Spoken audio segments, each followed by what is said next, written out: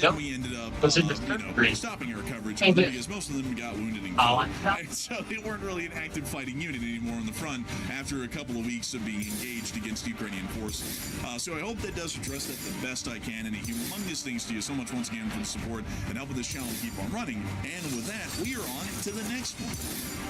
We also have a $20 support from Music Uploader, and thank you very much, Music Uploader, as well for that $20 support. They said, question, if willful protesters can get bailed out, then how come they can't bail out us truckers? Forcing the market to resist our higher freight price bids to keep inflation low isn't a tactic. It's doing damage to the economy. LSA. And I gotta say, it's a good question, and the answer is it's because the government doesn't ever really know much of what it's doing these days. Unfortunately, as far as what kind of damage they're inflicting and how to mitigate that or anything along those lines, they really don't do much of anything with that. You know, it's always funny because there was an old saying I used to hear, and I really didn't subscribe to it, but nowadays I'm starting to become a big subscriber.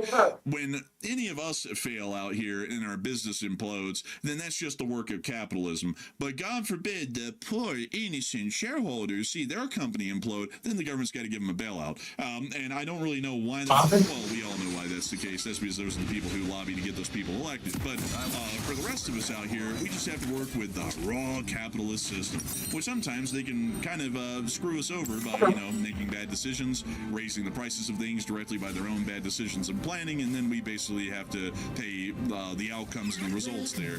But a huge thanks to you for the support and helping this channel keep on running, Music Uploader, and I hope that it does address that the best I can. But long live the Lee Spring Army. The Lee Spring Army will never truly die. And with that, we are on to the last question of the segment, and then we're going to be moving on into the rest of the news for the night.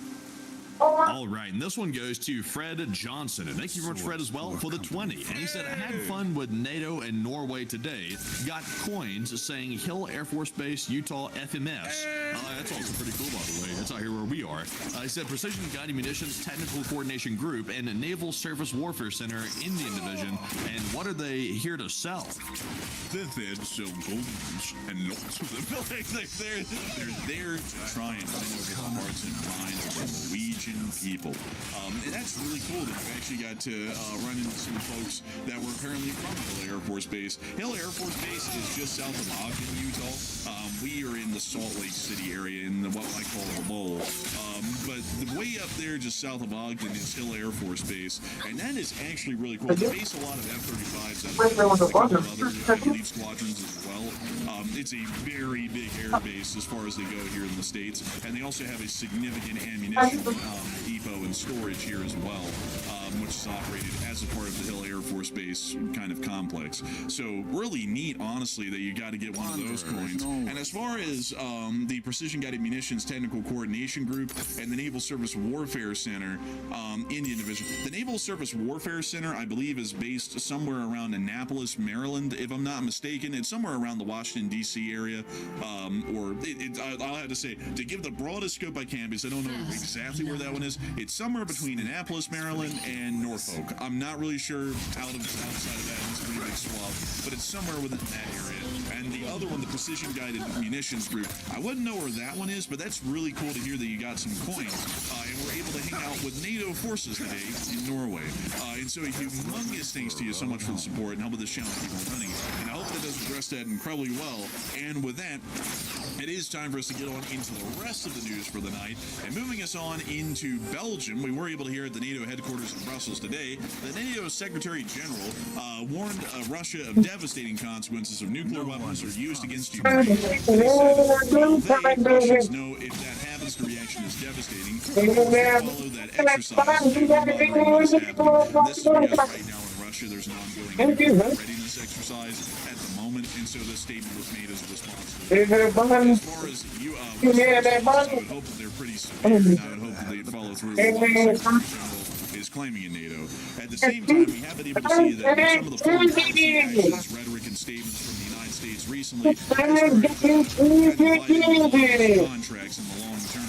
Italy has actually canceled their bid for Boeing aircraft, and it actually went and bought 6 Airbus A330 Voyager tankers in replacement for $1.4 billion. The Italian Ministry of Defense awarded a contract to Airbus for the planned procurement of a fleet of 6 A330 multi-role tanker transport aircraft as a part of a deal valued at $1.6 billion US dollars or 1.4 billion euros.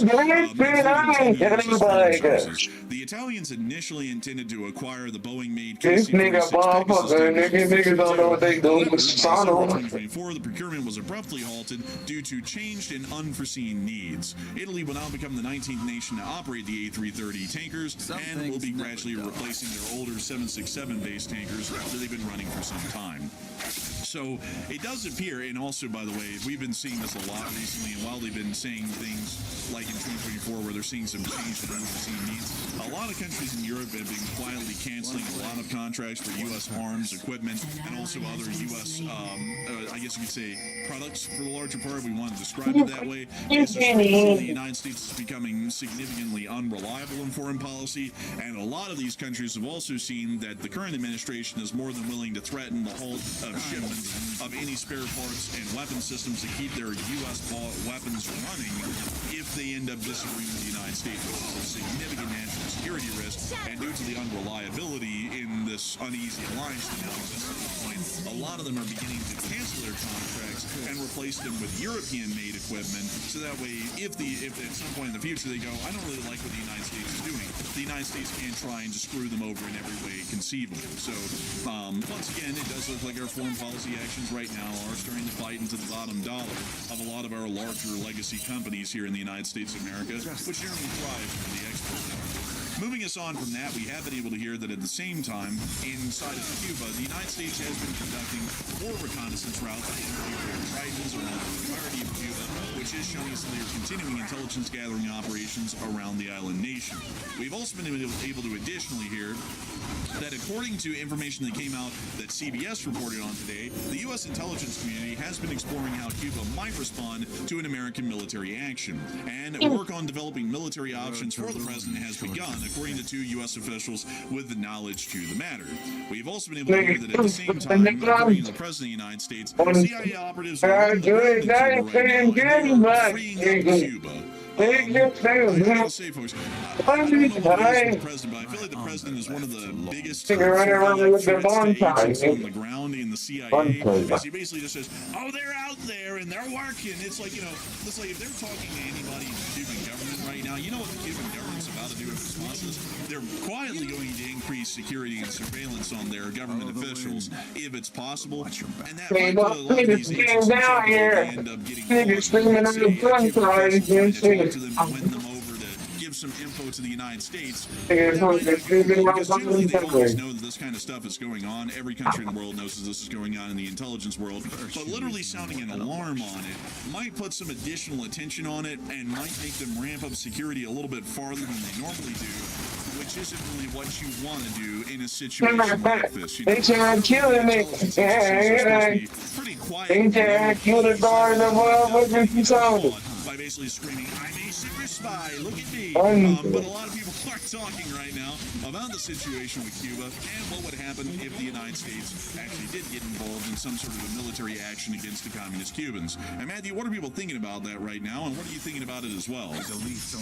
Okay, so U.S. Intel is currently researching how Cuba would react to U.S. military action. So what is your assessment in the public? 44% said Cuba will largely get pushed over, while 36% said Cuba will start guerrilla warfare, and 12% said Cuba will pose a domestic U.S. threat if U.S. military action were to start in the island. And I would say, I think largely Cuba will probably get pushed over to a large degree, but we don't know what kind of resistance on the ground we're going to be facing there. They obviously can't really pose a military threat, like in a direct sense, to the United States. Even if they had 200, 300 drones or whatever that report was, that's not going to be a big deal. We can simply shoot those drones down and we'll get rid of that threat. But the problem is this: if Cuba does start guerrilla warfare and they try to start these campaigns to attack U.S. forces that try to occupy Cuba, that could turn into a quagmire, kind of like we were talking about with Venezuela.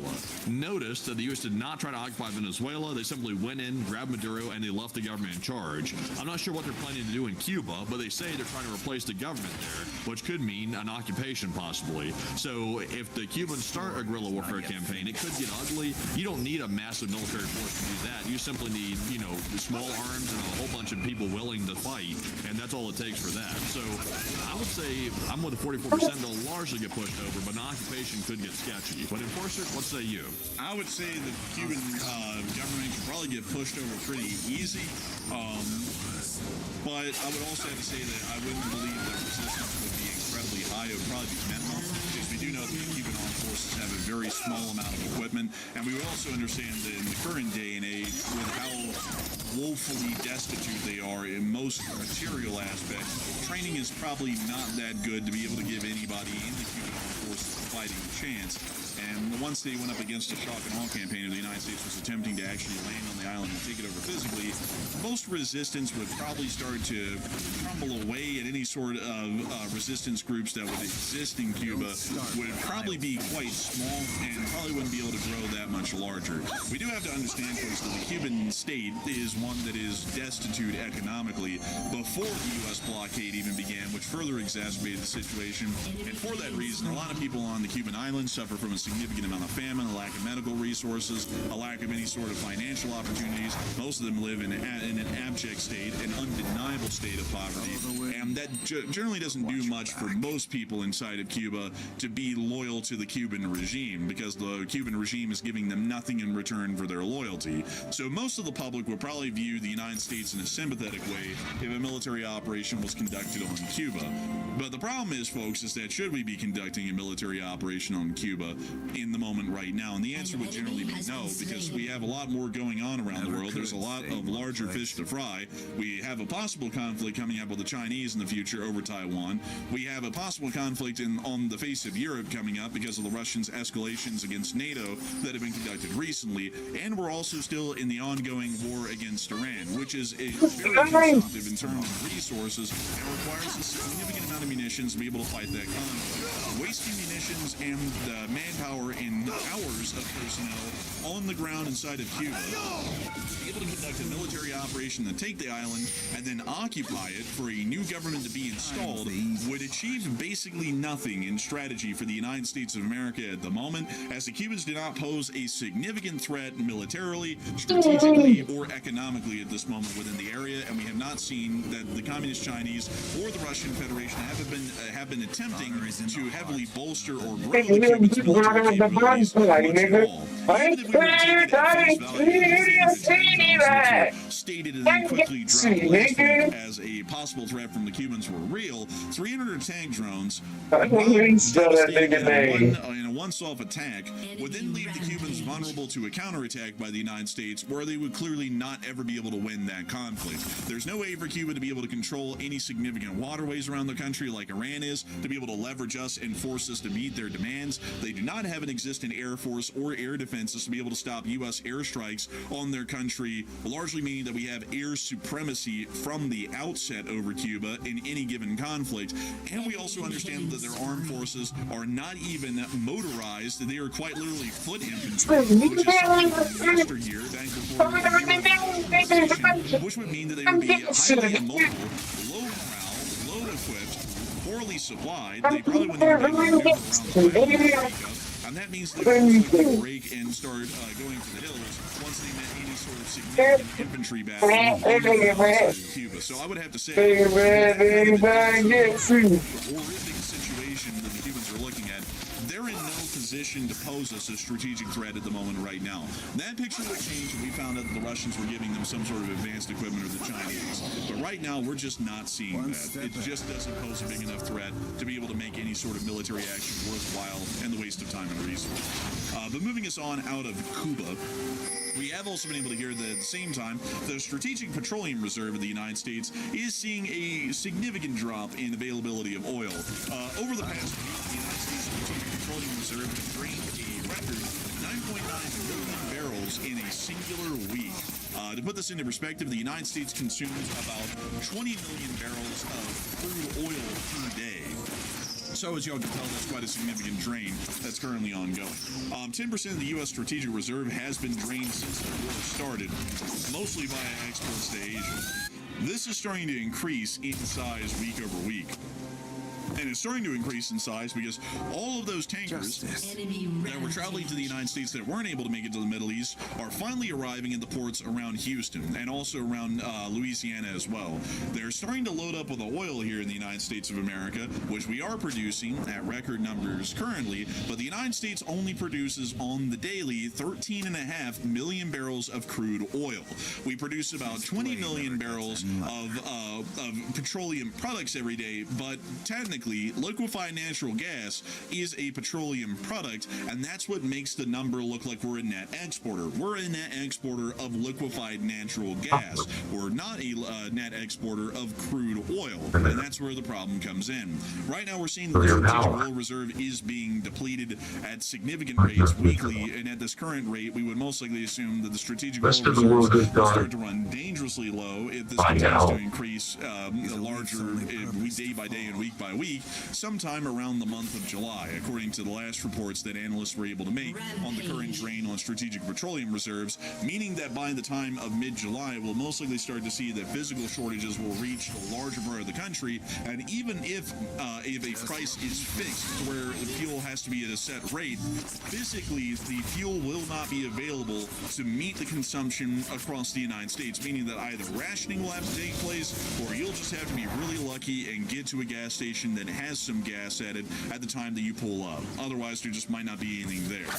So, moving on from that news here in the United States of America, it is also time to get on into the news coming on out of the rest of the world today, including the People's Republic of China, before we get on into the news that came out of the war in Ukraine.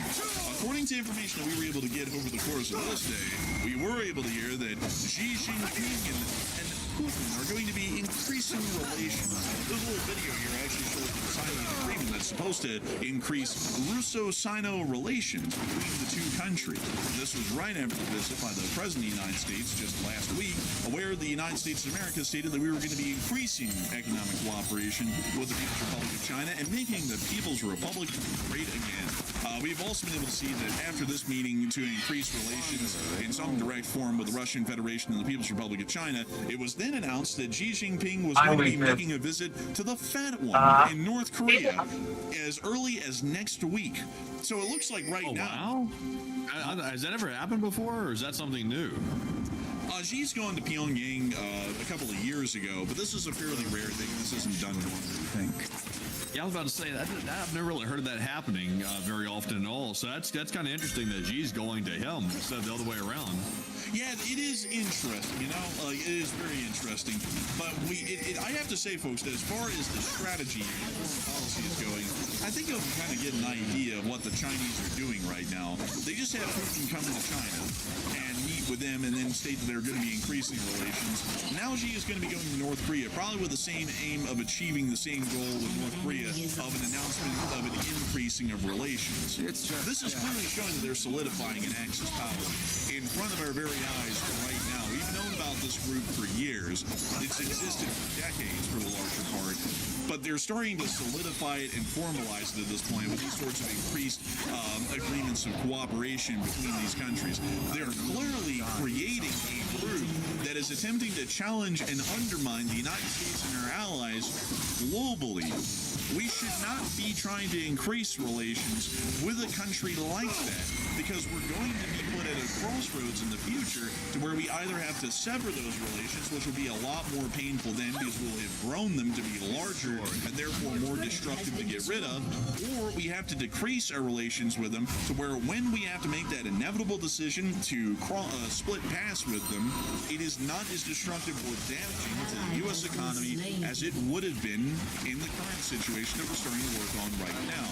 This is once again showing us, as we've seen for a while, that increased cooperation with the People's Republic of China is not a wise idea for long-term U.S. strategic interest in East Asia and also globally, considering that the Chinese are starting to form themselves as a global threat to U.S. hegemony and also our sphere of influence. Moving us on out of that news in the People's Republic of China, it is finally time for us to get on to the war in Ukraine.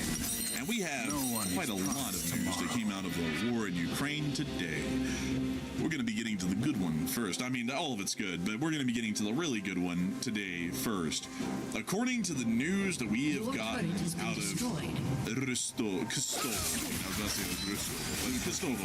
the Kostovo refinery has been effectively knocked out. We were able to see some additional backup footage here, but let me get y'all to this clip right here. A couple of fresh ones. There it goes. Look at that. A drone over the skies of a beautiful Russian city. We see right here another drone coming on in.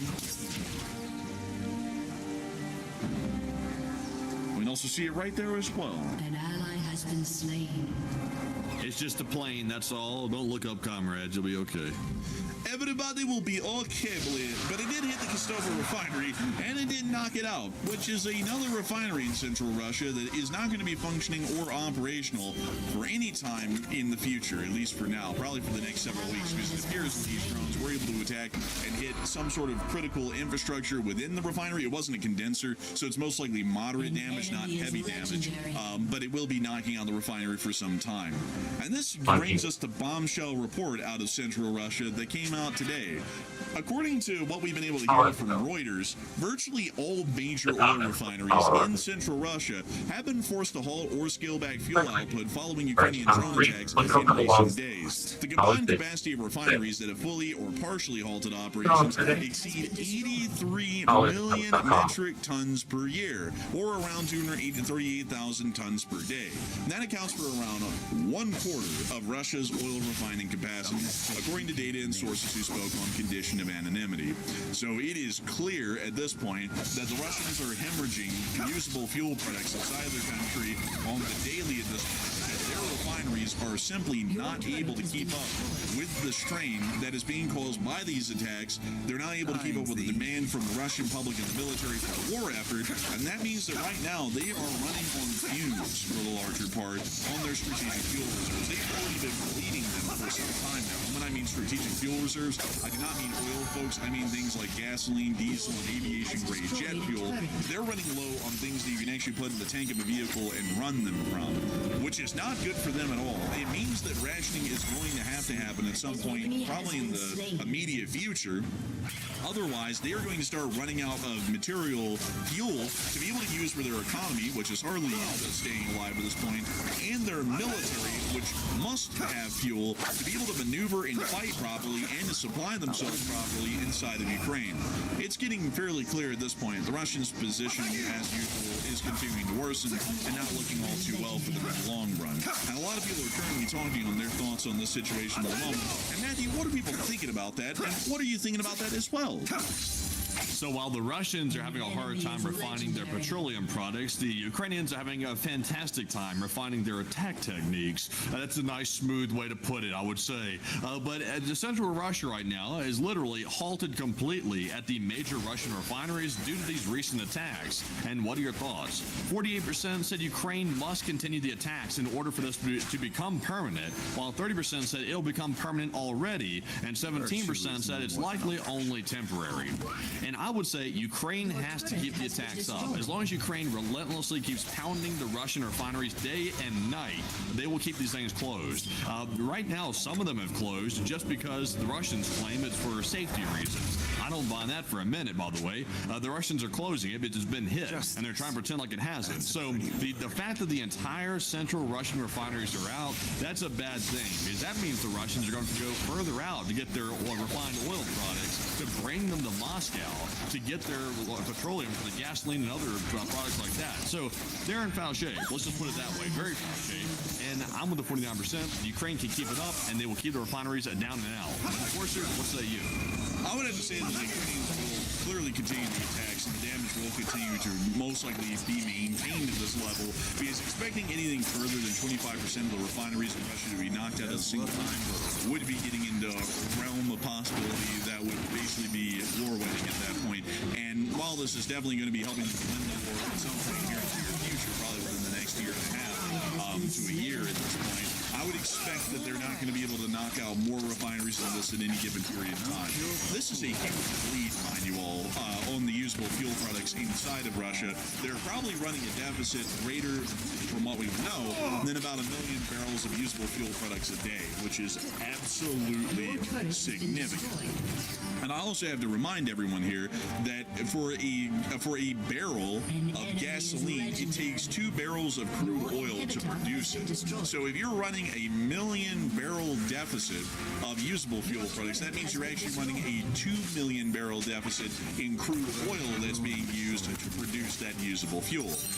So I would have to say that the Ukrainians are definitely going to be causing quite significant damage to the Russian Federation and their abilities here within the very near future as a result of this. There's been a significant bleed on these types of fuel resources in the past, which is leaving the Russians at a dangerously low level of available reserves of fuel to be able to be used, and they're probably going to start having to directly consume the fuel that they're producing on the daily because they're going to run out of any stored stockpiles here within the immediate future. So I hope that does address that the best I can, at least from what I would know, but it's a very grave situation with the Russians, without a doubt. In the meantime, the Russians are continuing an ongoing nuclear drill, which we did get footage of today from Russian state media TASS, which we were able to see them showing footage of the ongoing nuclear drill within the Western Russian Federation, which is one that is fairly common. We've seen a lot of nuclear drills over the years. There's really nothing to freak out about too much with this. And also, I got to say, the Russian nuclear forces aren't really looking that great these days. They're looking kind of sad, honestly, like they're looking pitiful. They better keep it up, because this is literally all they've got left in their frontline force. Oh, wait, is this guy manually moving the dish around? Did you see that? Yeah, he's moving the dish around, and he's also got a pickaxe, like he's playing Minecraft or something. Also, are they on the top of a truck right here? Why is it like sodded on the top of these? It's sodded. There's sod. There's sod on the top of this truck. It's sodded because the gold is quite shredded. Man, like it's like, they just get picks and they get shovel to lay sod on top of my vehicle. It's very nice. I guess I fake like covering. We also see them loading up the launcher here. It's a faux crash. The whole truck is like covered in like a fake like netting, and the top has sod on it. Like, this is a strange setup here. Because clearly everybody in a nuclear war where everybody's firing nuclear weapons from 9,000 miles away across the North Pole, clearly we have to hide them from view. So they need to be covered in grass, so that way, like, the guys 9,000 miles away firing their nukes don't know that they're right there at that moment right now. Isn't that crazy? That's honestly stupid. But we can also see them continuing to go through their drill, talking on the radio. That guy honestly looked at that radio like he didn't even know that radios worked. He was like, does this thing work? And then look at his face. He's like, oh my God, it works. he put in the wrong frequency. He just put in the frequency for the nearby Pizza Hut, and he's like, can we take your order? And I said, huh? He said, what's this?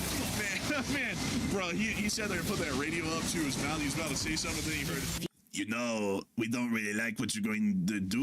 We might have to kill you. And then he went, oh, bro, like it's Zelensky, bro. Man, it's not good, man, when Zelensky gets on the line. And now you see them, of course, erecting the transport erector launcher. That's literally the term. Like, I know a lot of people are gonna laugh at that. That's the term, by the way. And thus, they're obviously going to fire the missile through the pine trees, which makes a great deal of sense. But that is the nuclear drill as we saw it today, which the Russian state media showed, which is also continuing to show us that the Russians are still trying to lean heavy on that nuclear preparedness. Wait until the folks over at Vandenberg launch off another Minuteman to show the Russians that ours actually work, because while they're always showing off those IRBMs and those SRBMs, the Russians are always scared to show off the ICBMs, because from what we've seen recently, most of them don't really work all too well, at least in terms of if they launch, do they actually make it anywhere? And the answer usually is that they blow up right on the launcher or right above the launcher. But moving us on from that, another drone attack was conducted on Moscow again today, which we were able to see in this clip. Let us take a look. Now you can hear the drone flying on into Moscow. Wow. The Russians are not having a good day of it, I'll tell you that. We also were able to see that another Ukrainian drone was spotted 6 kilometers from the Kremlin. This is the closest they've ever made it. Here's the clip. Off of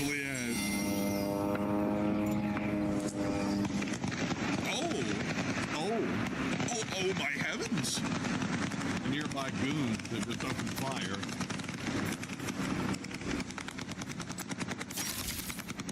Dang, they're laying it down heavy. Man, they're letting it out. I tell you what, that must be them down there on the road. Man, I gotta tell you, folks. You know, folks, people always say that America's rough. You know, in America, folks, you gotta go to a place like O Block to be able to hear gunfire like this. Out in Russia, you hear this because the country's under attack after they started a war 4 years ago, and they can't even stop the attacks happening on them in return anymore. It's really a sad state of affairs for the Russians.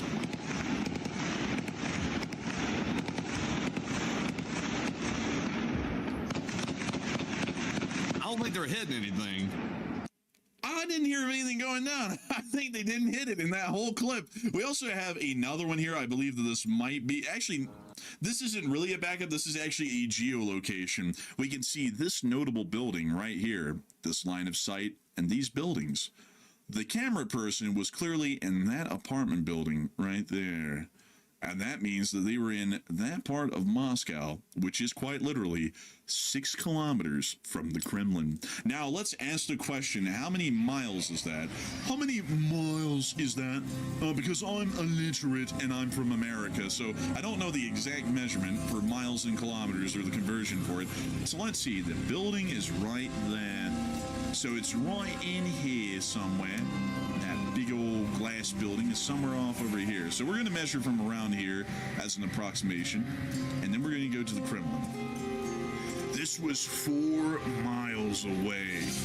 That's it. 4 miles. They were that close with an FP2. Y'all know that means I think that the Ministry of Defense building would have been in range of this almost. Let's check. How far is the Ministry of Defense building from the Kremlin?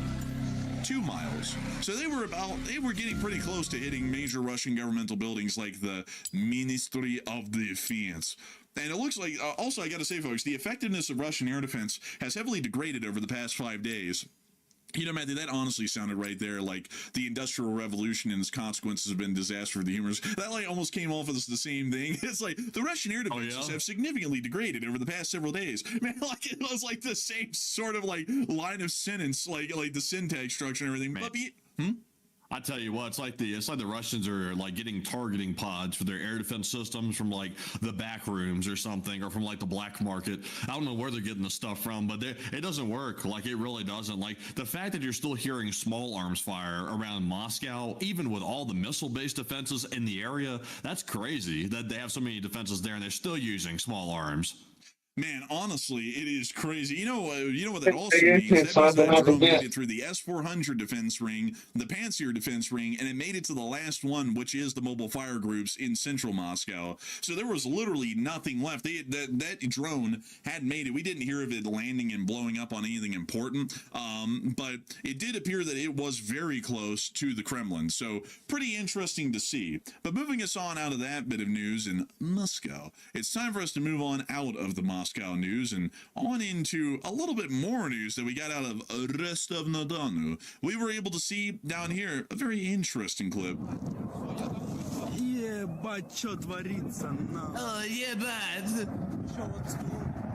This guy sounds like a goblin.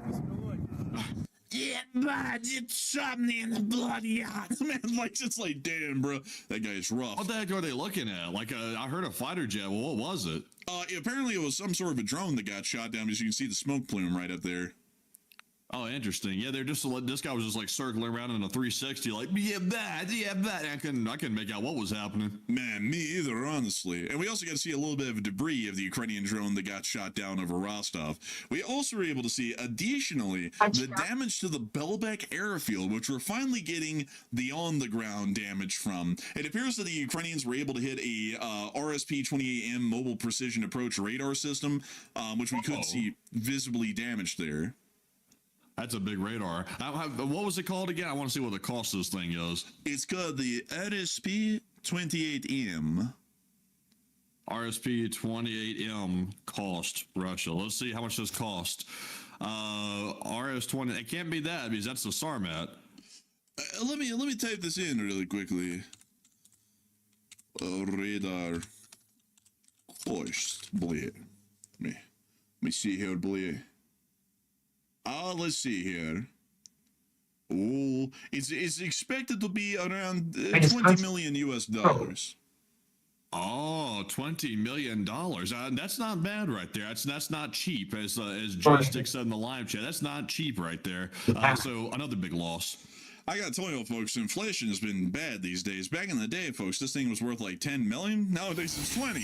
Good God. But anyways, pulling us on out of the Belbek airfield, because it does appear the Ukrainians were able to land a nice hit on a high-end radar system. Well, high-end for the Russians, not high-end for any of us. But moving us on out of Sevastopol, it is now time for us to get on into the rest of the news that we have from the war in Ukraine, which we have a great deal of news to cover. Moving us on into the Belarus area, we have been able to hear that, according to Zelensky today, he stated the following about the ongoing situation in that area. It is precisely from Belarus and the Bryansk region of the Russian Federation that the Russians are considering scenarios for additional attacks on Ukraine against the northern regions, our Chernihiv-Kyiv direction. So this means that right now he's saying that the main attack could most likely come from Gomel or Bryansk, which is very much likely because we did see that the prior attacks that the Russian Federation conducted in this area, the only ones of that type, happening at the very beginning of the war in February of 2022, were conducted down the highway to Chernihiv and also through the Chernobyl exclusion zone from Gomel and towards the city of Kyiv itself. So it appears that from what they're saying, the Russians' main attempt would be the Chernihiv or Sumy oblasts, depending on their axes of advance within this area. So it does not appear that the attack would be coming from west of the Sea of Kyiv, where we see a repeat of the 50-mile long stranded convoy on the road leading into the capital. It appears that it would be more so a fight on the plains, like we saw at the very opening of the war, that they're currently considering, at least according to the reports from the Ukrainian government. If that is the case, that might not do too well for the Russians, depending on the time of year that they attack this place. This area is actually pretty damn bad to fight in because most of the area is made up of a softer soil, from what we understand, from way back in the early days of the war. And so if there is any rain in this area whatsoever, the ground turns into this muddy slush that has a great deal of suction to it. Usually sucks vehicles down into it and strands them in the area. And back in the day, this was actually where we saw most of the Russian vehicles being stranded and abandoned in the mud, was actually up in the Sumy and Chernihiv Oblast because of their soil composition way back then. So unless the Russians tried to conduct this attack in the summer, which it's just turning into at this moment, if they try and conduct this attack in the late fall, the winter, or the spring, it would most likely completely fail just due to the terrain and the ongoing weather conditions within this area. The fact that the Ukrainians are saying that this is coming around right before the summer is showing that the Russians might be attempting to use the favorable weather conditions to be able to give themselves a little bit of an upper hand advantage. Considering that this front line would not be solidified yet, we would assume that there would be a greater deal of armored vehicles that would be involved in this sort of an operation, and that also means that that would indicate a higher mobility as a part of the active fighting within this area. And that means that they would need harder, dry ground to be able to operate on, so that way these vehicles could actually use the entirety of the surrounding terrain instead of just any paved roads. That would basically be the only thing that they could work on in those sorts of bad conditions. So that is posing us a pretty significant risk at the moment, that if the Russians did try and open up a new offensive and they somehow had a lot of offensive forces to throw at this, which they might not, they might be able to see some ground gains within this area, but they probably wouldn't be all too large, to be entirely honest with y'all. Moving us on into the rest of the news that we got from this area, we also were able to see that the Ukrainians did destroy a Russian Garan 2 that was carrying an R-73 air-to-air missile on it today. What the? Was that designed to be launched from the drone, or is it just designed to impact with it? It is designed to be launched from the drone. That's crazy. That's wild. That's weird. They're like putting missiles on a shot head. That's a strange concept. So the concept kind of behind this is that this is supposed to be one of the air defense drones in the group. So that way when they fly into Ukraine, if the Ukrainians try and engage these drones with, say, like an F-16 or a MiG-29 or a helicopter, this drone will be able to lock on this missile, because it's an all-aspect infrared missile or a heat-seeking missile, to the thermal signature of the aircraft that's attempting to attack it, because they always attack generally head on, and then would be able to try and shoot it down with the one archer that it has.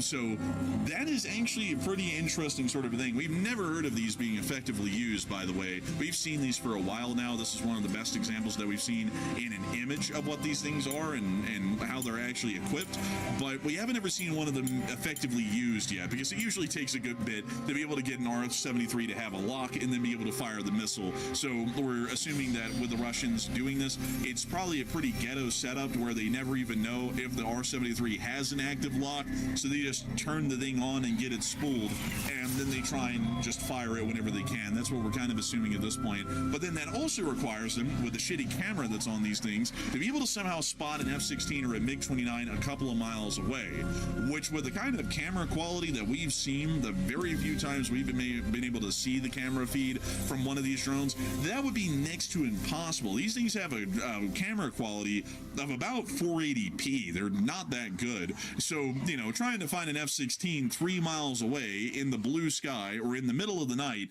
and trying to fire off an R-73 at it, that's going to be a pretty tall order, next to impossible, really.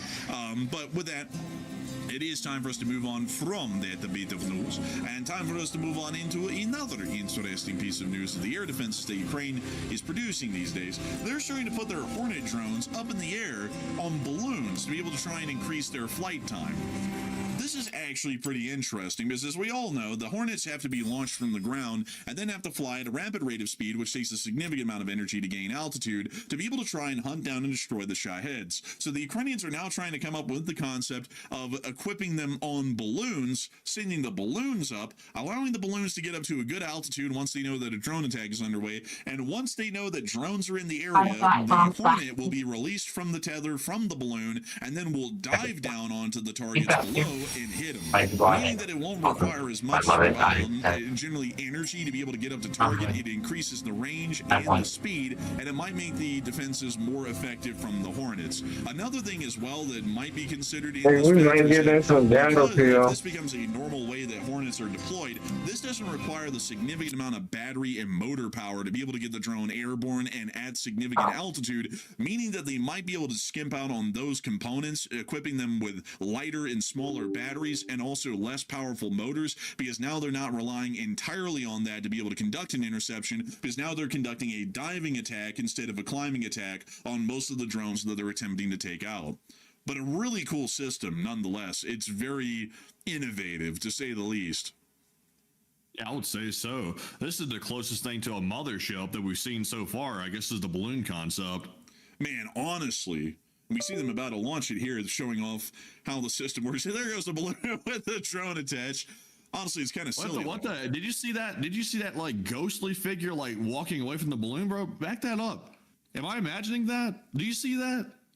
Look at this. There's like a ghostly shape moving away. Am I imagining that? That's a person that's been blurred out in After Effects. But bro, that is the craziest blurring I've ever seen, bro. That looks like a ghost video or something. You know, the people are like, "There's a ghost in here," and it like shows some ghostly like shady figure like moving away. Bro, that is crazy the way they blurred that person out. That's whack. Man, honestly, it's kind of crazy. I mean, you can see their shadow down there too. You know, so they just like did some.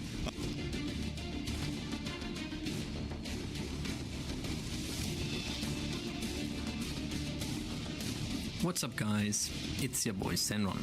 I recently did a poll regarding the Rune video, and based on the results of said poll, the majority of you want me to upload the Rune video separately based on its chapters. The message you see on screen shows some date estimates of when each part will be uploaded.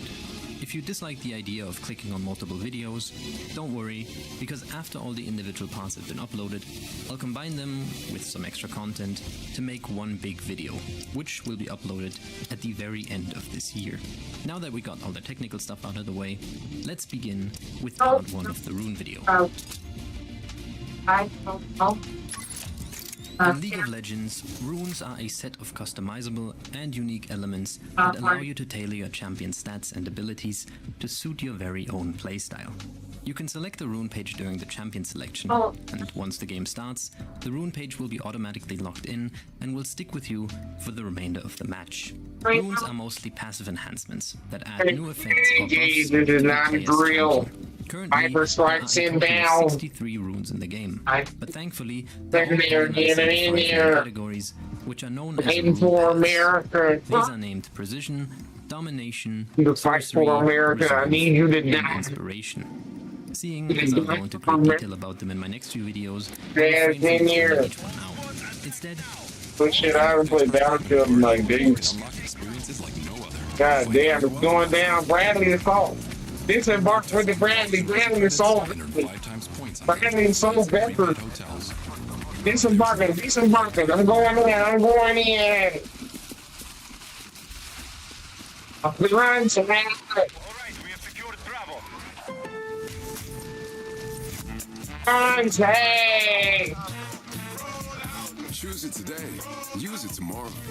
Next day delivery. I'm Bradley down. I got Bradley down. Lineup is here. Hey! Baby's gonna have proximity chat. What happened? They lied. They lied to me. Let's take a closer look at the room pages themselves. I'm here already. Goddamn, first. Primary, They got fucking niggas with goddamn 17 guns shooting across the map. Keystone and 3 minor Across the map, 17 guns, goddamn. grants you access to 2 minor runes. Keystones are arguably the most important part of the rune page, as they define the way you want to approach a game. There are several different keystones to choose from, with each of them offering unique effects. Some offer an extra source of damage, others may provide some utility for allies, and some just make you flat out unkillable for a couple of seconds. Seeing as how the use of a keystone can differ proximity depending on the chat. situation you are There's no in, proximity they all chat. have their very own strengths and weaknesses. They didn't have Generally proximity speaking, though, chat yet. the keystone you'll want to pick should complement you and your champion's role and playstyle. After you've chosen your keystone, it's time to pick your minor runes. A minor rune provides you with a smaller but still noticeable effect, which you Bro, they don't got proximity chat. Them niggas lied. with keystones. The effects Niggas and lied, the said there's gonna be strength of each minor proximity rune chat. vary Nigga, where the depending on which proximity situation chat? you are currently in.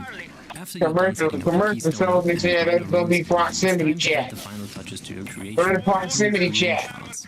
There are a total of 3 shards. Where the prox chat? Nigga ain't got no proximity chat. This motherfucker fake ass battlefield, lying ass niggas. Lying ass, dice ass niggas fucking stealing the money and shit, not doing no work. Bitch ass niggas. Here you can You choose still between bitch adaptive did. damage, All tactical units be advised, these some bitch ass niggas. The third chart All you bonus to your all defense you by either giving you health per level, armor, or magic Violin. resistance. Chart sound and The gunplay on here is still Gucci though. I ain't gonna lie, the gunplay is sexy. Nigga, I'm shooting at these niggas. I'll go into more detail about shards. Hey, cover, we can quick put on. I need fucking ordnance on that goddamn Bradley. Hold on, nigga, let me talk to the Being able cat. to only choose 1 keystone, 5 minor runes, and 3 shards might not sound like you have a lot of choice in terms of creative freedom. But some nerds on the League of Legends wiki calculated the total amount of individual rune pages that can be created, which ends up at 55,566 unique rune Is there no pages. proc chat yet? Assuming that you wanted to try out every single rune page at least once on Summoner's Rift. I wanna where talk the game shit on to the average lasts enemy. 28.5 minutes. What's the it point would of take you playing? 1,583,631 minutes of in-game time in total. FYI, Okay, it's in the dev that's notes? just Okay. short of 1,100 days of playtime. To my knowledge, there is currently no one who has tried every single rune page at least once. So, if you want to make League of Legends history, this is probably a good way to do it. Just keep in mind that the game we are talking about is League of Legends. Did you change your mind yet? Good, because it's time for the next chapter. Dev notes, nigga. Players can individually customize the runes they want to use through either the rune page tab in the launcher or by clicking on the rune bar in Champ Select. Brand new accounts have access to 3 rune pages, but this number can be increased up to a maximum of 25 So, by look buying at the rune proximity pages chat. with either Was on the menu. They was 6,300 up. or 590 riot points Fuck, each. nigga. Buying additional rune pages Why is can't a I must, cuss however, people out? I wanna as cuss most people out, players let them know only how I have feel. one rune page. I want to Even share how I use feel with the as enemy. I change it in Champ Yeah, Select man. game to adapt to my lane or the game Bro, approach. you can be And I would advised. strongly advise you to do the same. And But I'm if dead. you're completely new to League, lazy and or forgetful, feel free to use saved rune pages, which include your favorite choices.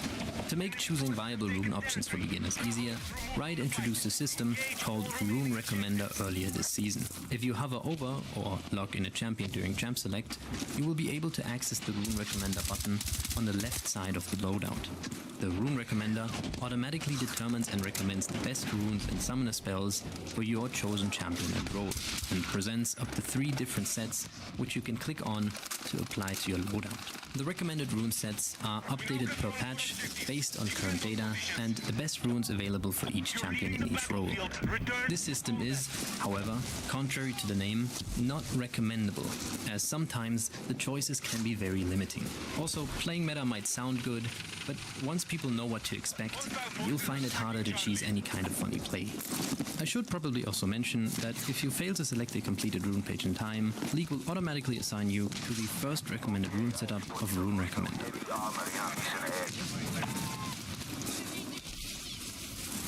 As I've stated earlier, runes can be incredibly helpful.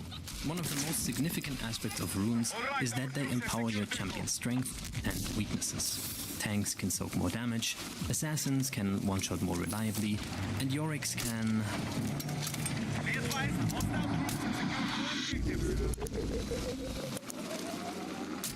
There's a solid difference between being a good trader and being a great trader, and that is how you read the market structure. Hi traders, my name is Andrea and you're on the official channel of the Goat Funded Trader. I want to say welcome and feel free to subscribe and like this video, and also to check the links in the description box for more information about our prop firm. We are waiting for you to join our community as we are looking for the best traders in the forex industry in order to create a win-win situation. You will receive up to 95% of the profits and you're helping us grow too. Let's go on chat.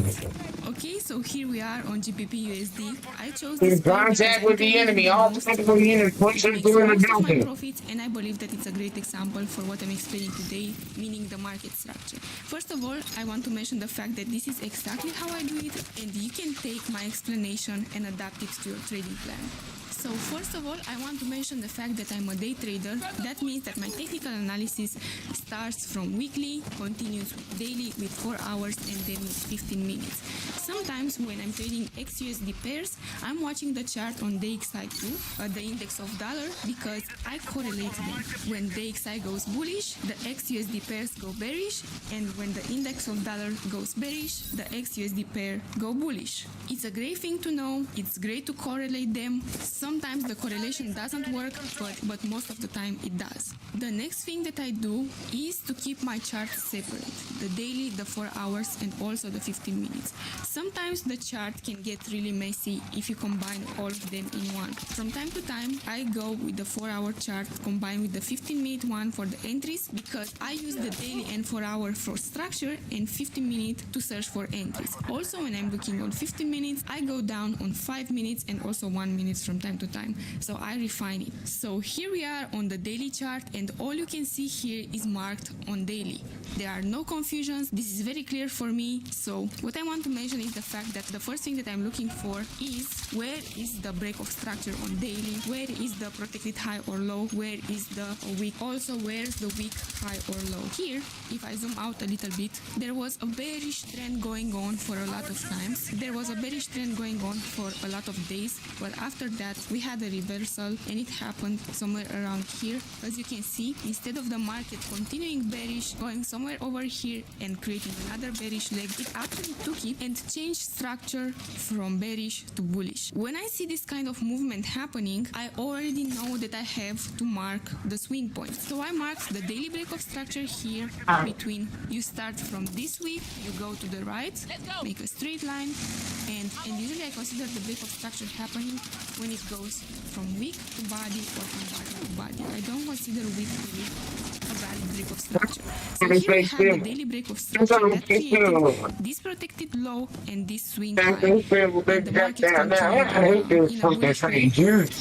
As you can see, Freaking goddamn channel on TV. pullback movement, They need to the market fucking have sick fucking children, bro. rejected it, went back into this demand area, and then created another break of structure to the upside. So Get up again, now. when this happens, I don't consider this swing points valid anymore. I'm looking for this structure from now on. So again, daily break of structure to the upside. From this week to this body, I marked this as a protected low, and this high is weak. It was taken, and you may be wondering, how does this help in my day-to-day analysis? Well, it helps a lot because I know that the chances are pretty low for this low to be taken. So the market can go somewhere around here in this demand area, create some liquidity maybe, to continue a little bit below. The gameplay is like shit now. Most of the times, it won't shit used to be go smooth lower as than butter. this high over here. We won't see this. If we see this, it means that something is happening on the higher time frames or that there is a reversal, and we should adapt to that. But most of the times, if the low is protected, it will be respected. So this is the second thing that I'm watching, right? Then I watch a little bit what happens to the supply and demand areas. As I can see right here, if I zoom in a little bit at the structure that I'm looking for, because I'm not looking here, for example, I'm just keeping it here. As you can see, there's a demand chain holding, right? So this is what's happening here. But in the same time, I realized that this structure, this bullish leg, holds a lot of sell-side liquidity. If you remember, the market moves in waves. So we need some downtrend movement before going up. Also, I realized that GBP USD just created a break of structure to the upside. So we need a pullback to continue the movement, right? I'm waiting for that pullback. But I know that it won't happen now just because this demand still holds. The first thing that I'm going to do is to look for this area to be taken and to create a change of character to the downside. If this is going to happen, it's a confirmation for me that this might be the pullback movement that I'm looking for, and I might search for an entry on the lower time frames. But for now, I'm not pretty sure that it's going to happen. Again, I see that this lower high was formed. It might hold. This bearish structure might hold, so I'm keeping an eye on it. But it's not the most important thing for me because I will look on lower time frames too. I will look on 4 hours and also on 15 minutes. So the technical analysis is not done. Also, I didn't finish with the daily chart. I still have things going on. All I can see is the fact that this protected low was created, right?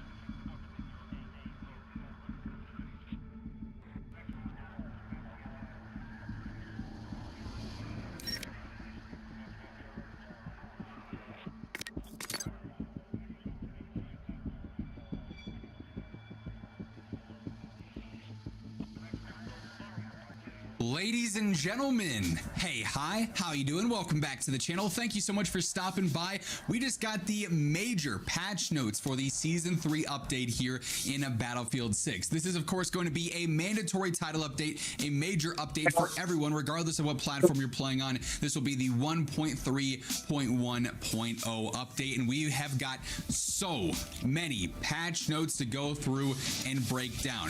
This update does go live on May 12th at 9 o'clock UTC. Players will be able to download the update as it goes live across all platforms and play with the latest changes at 12 o'clock UTC. All content in this update goes live with Railway to Goal mode, obviously ranks Battle Royale, all the new weapons, the new Battle Pass, everything like that.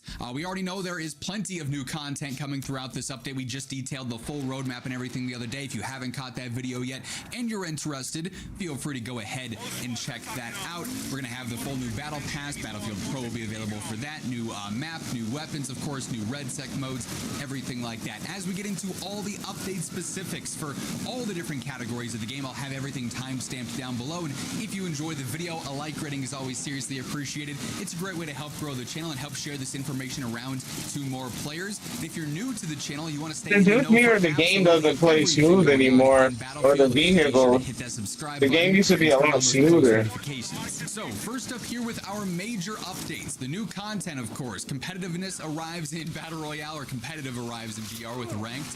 Vehicles receive a major overhaul. Of course, we just talked about those in their community update the other day. Gadgets receive further updates. Mines, launchers, the portable mortar, engineers supply crate, hardware suppression system, and laser designation tools have all been updated in this patch. Weapons get a balance and usability pass. For gameplay, netcode, and combat feedback improvements are coming. Broader updates to UI, audio, AI settings, and portal also also all included here. Then we get into the actual change log, and there are a lot of specifics, a lot of niches. At times we'll just go through and sort of speed run some stuff because there are so many changes listed here. Initially with player updates though, these are all very important. Added a slight delay before entering the ADS locomotion from a standstill to allow small position adjustments without affecting the reticle. Added bespoke third-person prone on back grenade throw animations, very niche.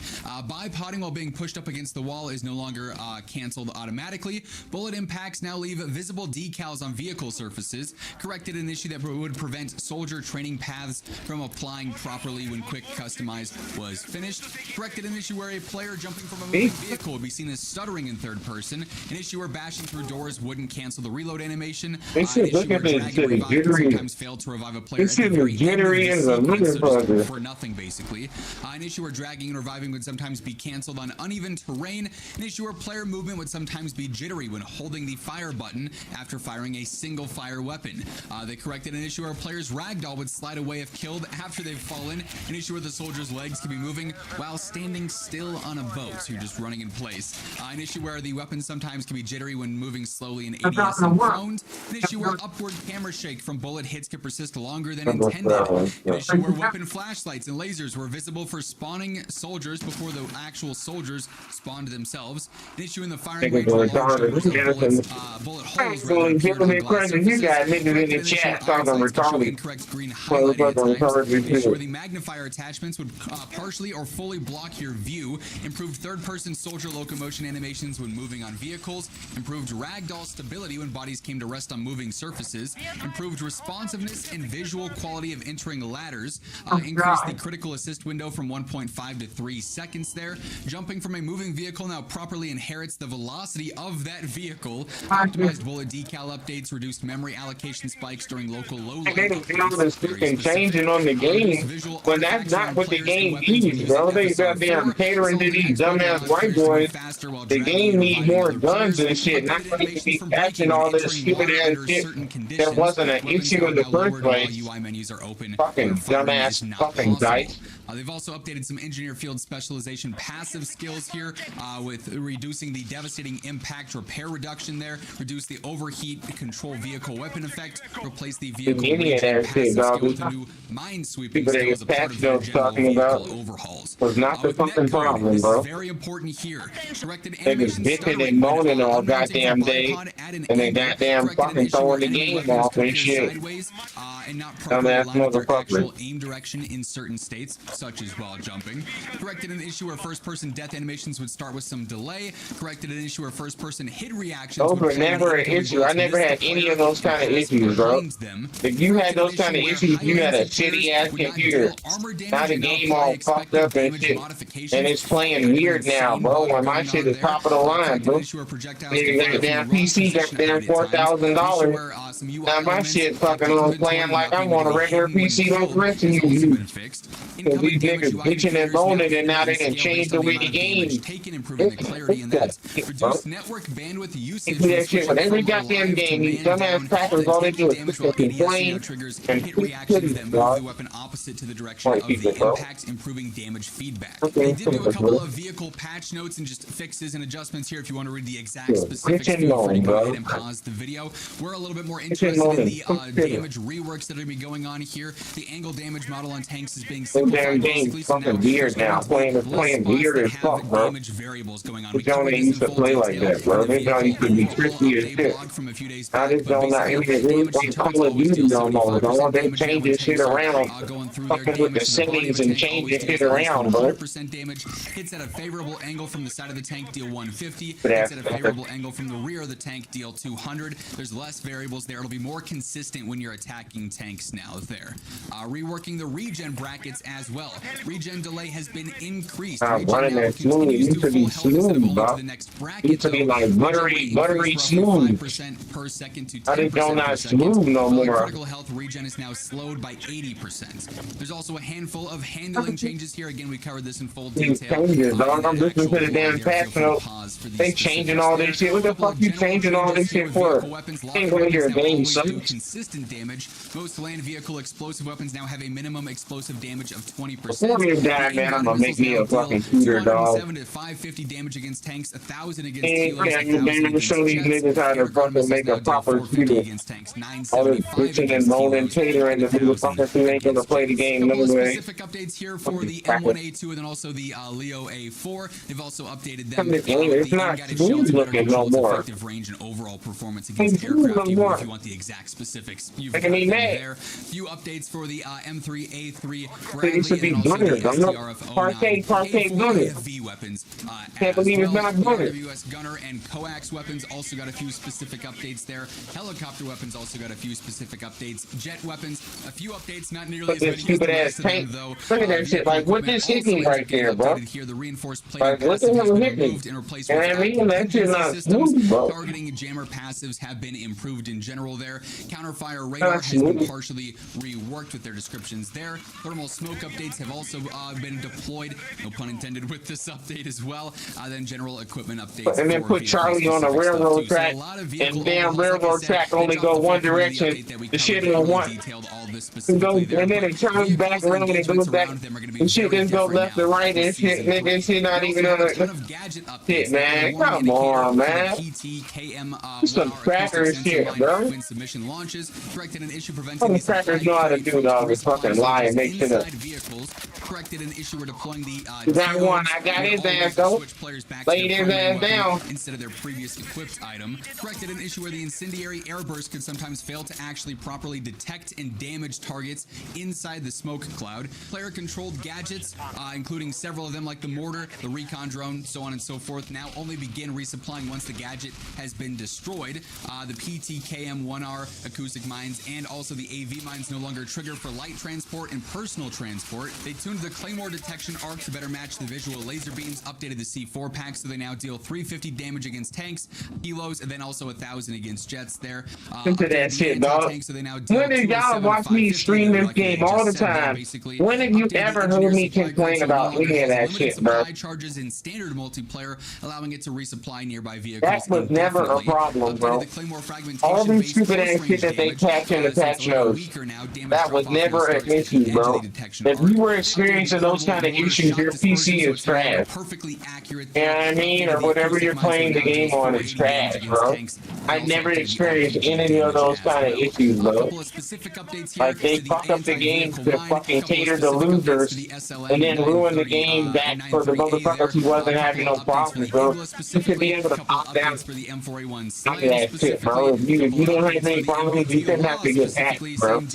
It's patching shit for motherfuckers that didn't have any problems, bro. The game used to run smooth like butter. I never had any of that problem. Feel free to pause the That video. might shit look like it's on an Weapon Xbox updates, or another some big shit. weapon Like, balancing what the class fuck here is wrong as with this well. So job? here They they don't added a look right unique no reload more. animation for the M87A1 shotgun to prevent camera clipping at times. Shit, Added not shotgun speed smooth loaders like as a magazine Oh. attachment to those shotguns. Added the magnifier as a shared optic accessory. Additionally, These increased niggas on these high stupid ass DPS helicopters, automatic but they know weapons, when reducing their none of them long going and down. mid-range capabilities and giving them Look at that outsized thing, bro. opportunity costs and making other weapons more attractive to use. I wish they went into the specifics for what those weapons are. Adjusted the MP5 reload animation and also the QBZ reload animation to reduce clipping. Corrected an issue preventing the CZ3A1 SMG from mounting. Corrected an issue where the flash hider could remain visible on the SOR556. An issue where some secondary sights were incorrectly placed in the customization menu. An issue where the canted reflex was using the main sight reticle on several weapons. An issue where the character's hands could appear misaligned at times with the SVK 8.6 bipod. Corrected clipping issues with the M240L ammo belt. Improved weapon light behavior and on-off states when used while mounting. Recoil for automatic weapons has been slightly increased to compensate for the recoil compensation bug fixes that came out in an earlier update. Weapons can no longer be mounted while actively using an underbarrel grenade launcher there, just as a realistic sort of sense. Maps and modes added new assist, a You can't confirmed mount guns happens while you're using the under grenade launcher. That's not. What do you mean you're not on top of the grenade launcher? Like, man, Meant to be inaccessible. This is still ongoing here. Corrected floating and intersecting spawns Might on just your melt. valley for They might just breakthrough, melt. conquest, and escalation. With UI and HUD, they give us a full-on like little novel here, a dev note. In Oh, yeah, season you 3, got we're to do introducing that. I'm the about to new tell you, seasonal bro. stat page, a new way to track your performance across each season by separating stats with seasonal stats from your lifetime totals. You can now get a clearer picture of how you performed just during a season here. We know that every game mode means something different. That's why the seasonal stat page not only I'm tracks over your here overall fucking shit seasonal up, dog. performance, but also allows you to break it down with how you performed in each specific mode there. So every season tells a story. Now you can see yours. So there's going to be a bunch of new things added with that. That's pretty cool. They also added a new event tab showing all event-related content. Added a new threat indicator for jets and helos that appear when a nearby enemy jet has your vehicle in its sights. Added a new threat indicator that highlights incoming aim-guided missiles, improving pilots' ability to react to those. Added an air vehicle below radar indicator on the mini-map. Added input buffering to reduce accidental ping cancellations. Added names and biographies for some characters. Added seasonal stats to the player profile page. We also get a bunch of UI and HUD fixes here. These are going to be very niche ones as well. And like I said, there are a billion of these. So once more, in the interest of time, if you want to go through and pause the video on several of these, it is correcting some menu UI bugs where sometimes it shows the wrong text or something like that, or something is visually, not where it's supposed to be. They fixed some bugs here as well. They've also removed various different things like location differences between the initial ping and the final placed ping, an issue that caused weapon mastery to display incorrect levels at times like that. Like I said, very niche things across the board. Updates to some battle pass navigation, the dog tag menus for certain modes, all sorts of very specific fixes there. A couple of setting updates here. They added a new Dead Zones draw tool to the controller tuning options, providing an in-game overlay to visualize. That's actually huge. That can help you refine your dead zone a little bit more now. You love to see that. Added support for Fidelity FX Super Resolution 4.1. Added support for XeSS 3.0 upscaling. Added world and UI brightness sliders for HDR. Enhanced the upscaling quality on the PS5 Pro and implemented a fix to reduce instances of VoIP settings being re-enabled at times. A couple of portal updates here as well. Once more, a lot of very specific things. A lot of this having to do with dev tools. They did add radio tracks though. Added Season 2 Battle Pass weapons and gadgets to Portal. Added spawn balance mutators to verified game modes. Added support for goal mode railway and verified modes as well. A lot of this otherwise is basically going to be fixing dev tools, fixing some bugs there for certain modes. Very specific stuff if you're more interested in the creation side of Portal rather than just playing some of the verified experiences or some of the highlighted modes there. Audio updates. This is another very important category. Added behavior that allows close enemy footsteps to sidechain duck the first-person player weapon slightly based on the direction of the enemy. Added distancing for the dirt bikes. Added dry fire sound effects for handheld and vehicle weapons when out of ammo and then just in general. Added transmission and mechanical throttle sounds for tanks. Corrected an issue on Breakthrough where commander voice lines didn't always trigger correctly. Same deal in Domination. Corrected an issue where the destroyed voice lines sometimes would not play when you destroyed a vehicle. Corrected edge cases where footstep sounds could be more obstructed than intended when both players were in outdoor spaces with overhead cover.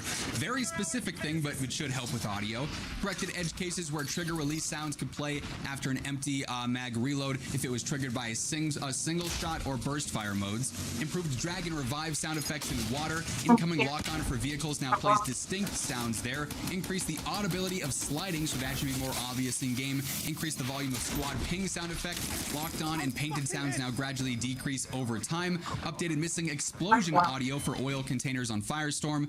Updated the reload sound not playing on the SOR 556. Updated the mission ammunition replenishment sound. Updated the new guns, like they put the fucking M16. They already had a goddamn fucking M4. What do you need the M15 for if you already got the fucking M4? In certain instances. Then we get our red sec patch notes. Shit like that, bro. Then you only got one grenade in the grenade launcher. What the fuck am I gonna do with one fucking grenade in the grenade launcher? Stupid shit like that, bro. Like, you get that Dumbass assist score cracker now, shit, and bro. ranked battle royale Where the quads, of goddamn course. none you got Corrected damn netcode issue one where grenade in the performance, grenade icons will launcher. be visible during cinematic sequences. Man, what Corrected the an issue fuck where that nigga broken gonna do animations with could one play when the grenade? duo's jump leader was Got one controlling the grenade in insertion your group. hand and one Corrected an grenade issue in the where muzzle grenade flash launcher. video effects But the could shit appear should be when at posting least the fire fucking info 4 to while the 5 scoreboard is grenades. open. An issue Like, where bro, pings would not this be shit placed is correctly lame, when bro. pinning You don't times need in the to put helo. powder on An this issue where shit. players could be spawned outside of the ring at times with the mobile Bro, respawn gadget. That would be awful.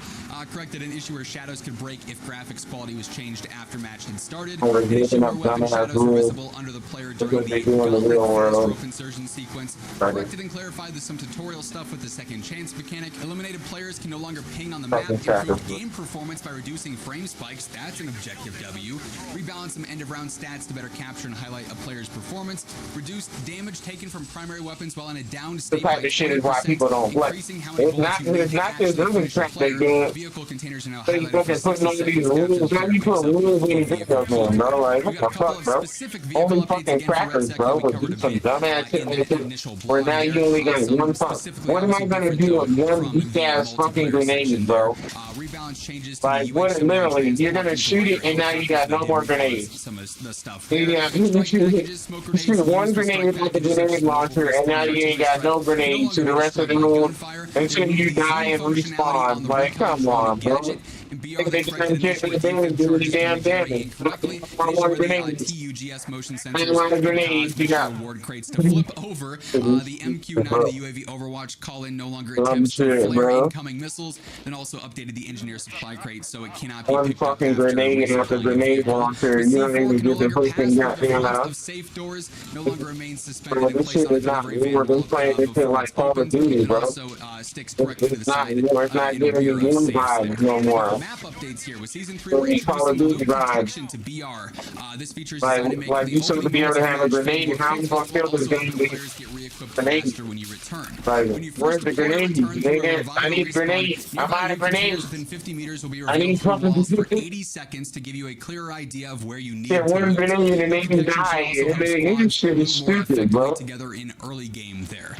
Then in general BR, they added the loot detection, At adjusted least you damage could values get you and two of timings them for weak the ass rank loaders Jones. on Now you vehicle only got containers, one. adjusted the What the fuck I'm gonna do with one weak ass grenade on this stupid ass game, bro? Walls, corrected a delay Dumbass ground shit, bro. timing, an issue that would prevent anti-vehicle drops from spawning at One certain weak times. ass grenade. Where improved loot was missing from clash chests in the It's defense not, testing it's not, complex. look at it, we have played in it. Issue where This ain't loot even chests appear smooth no open more, while still bro. being interactable.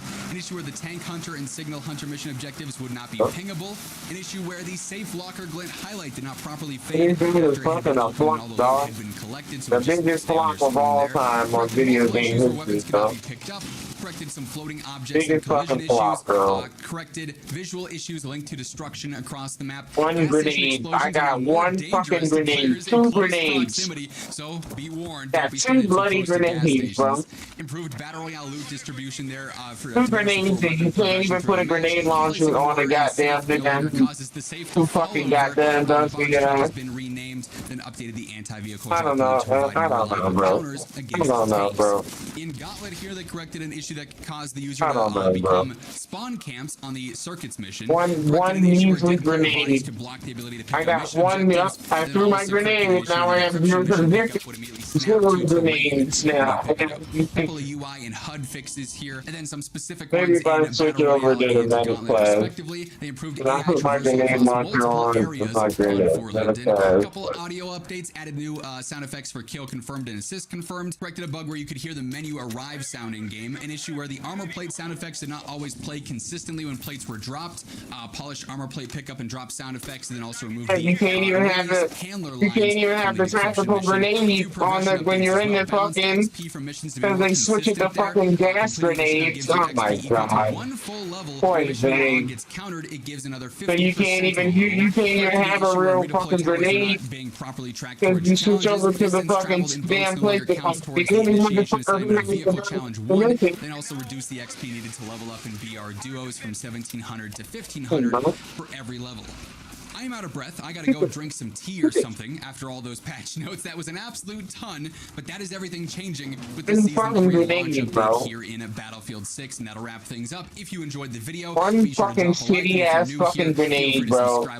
And then they got you with a bunch of smoke grenades. It's already bad enough with the air burst. Fucking air burst only freaking work freaking 2 inches away from people. Can't even fucking use the goddamn air burst. Now you're in here with this weak ass fucking smoke grenade. Some shit, bro.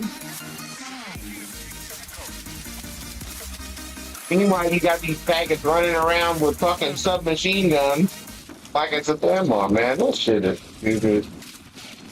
They shoot themselves in the foot, man. Every step forward.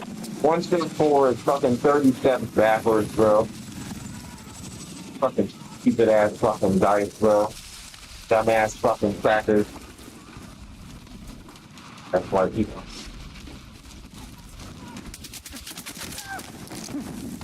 Alright, man.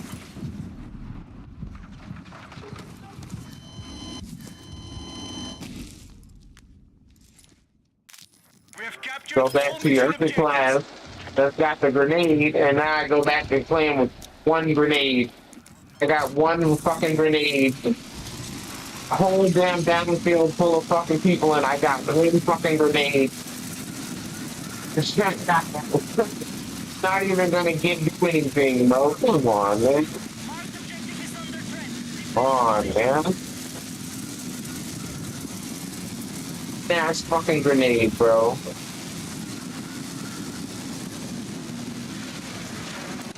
I'm ass fucking dice, bro.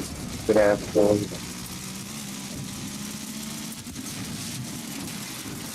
Can be uninstall. I'm about to uninstall this shit, bro. I'm tempted. Uninstall this bad boy, bro. This stupid ass shit. Look at that shit.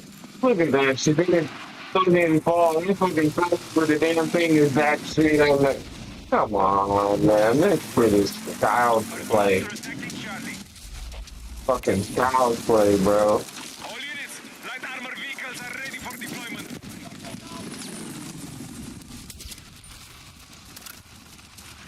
One fucking grenade. What am I gonna do with 1 fucking grenade, bro? What in the love of God am I gonna do with 1 fucking grenade?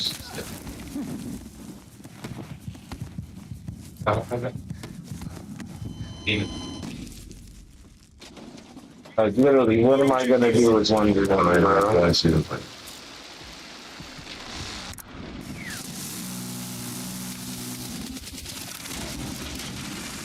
One fucking grenade, bro. They used to they give you 2 of them now. Like I said, you can't even hold them back now. This shit is not even a game, bro. The fuck is gonna be a war game and you only got 1 grenade, bro? What the fuck am I gonna do with 1 grenade, bro?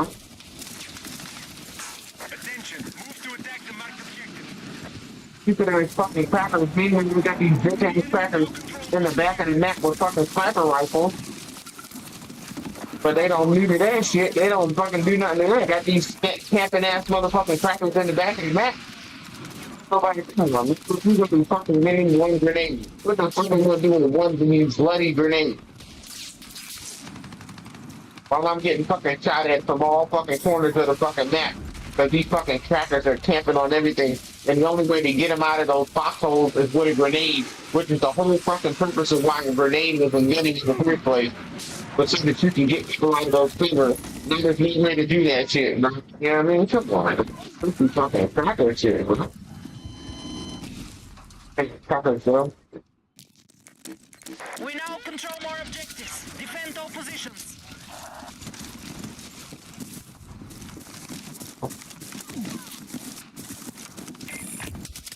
Air support confirmed. Pilots are ready to deploy. For my 1 grenade. If it's one of the 2 grenades with this thing, it's rest of the game with that little grenade. 1 grenade for me, so I now.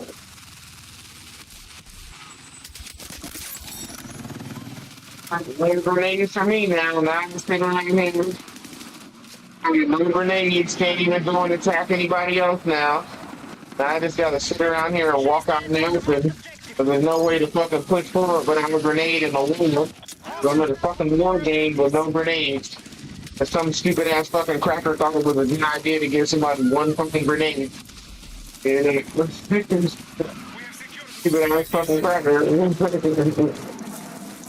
Some dumbass cracker thought it would be a genius idea to make a war game, a crumbling map full of cover, and no grenades that fucking goddamn work together.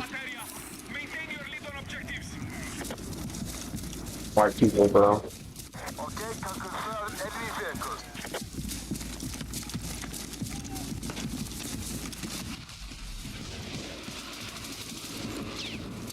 Dumbass cracker.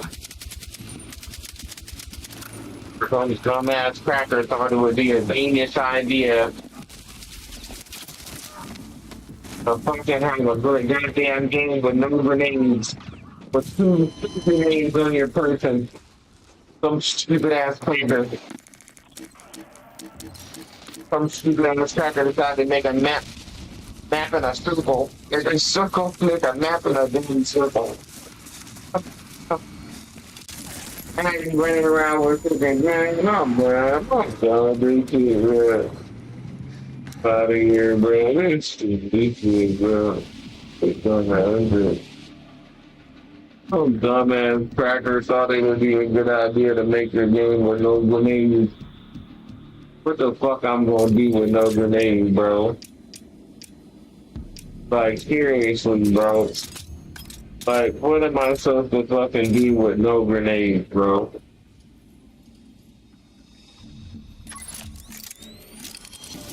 Like, seriously, bro.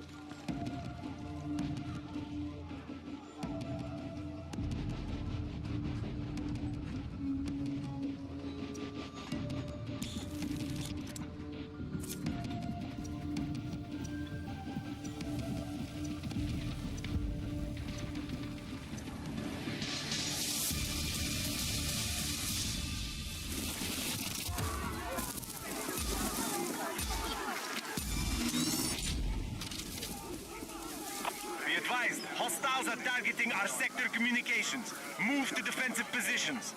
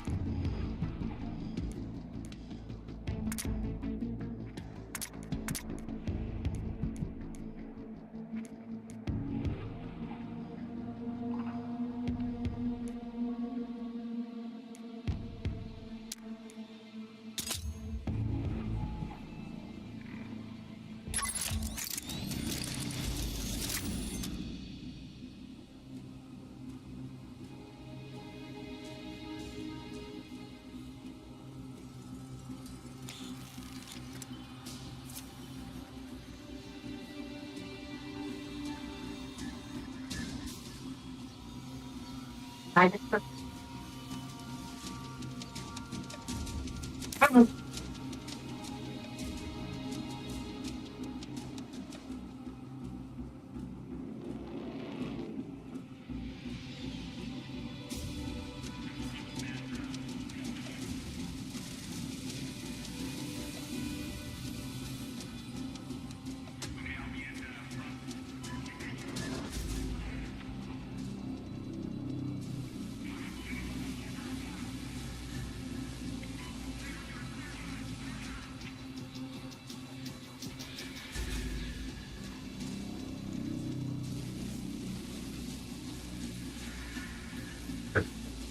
my girl made me back down.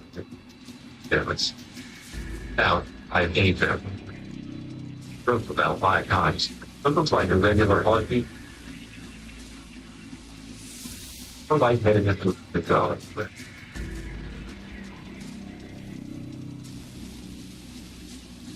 Glad I did. Why are you? Hi. Try you know underwear.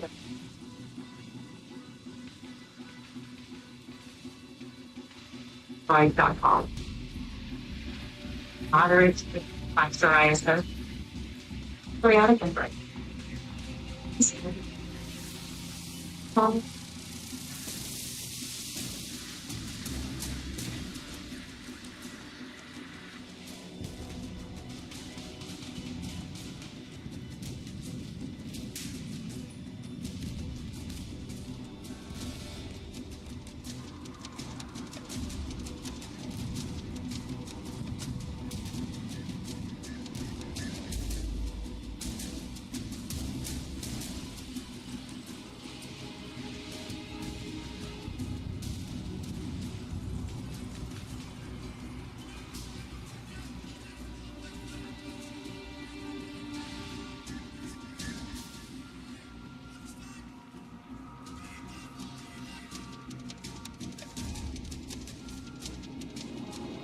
Lots of this phone.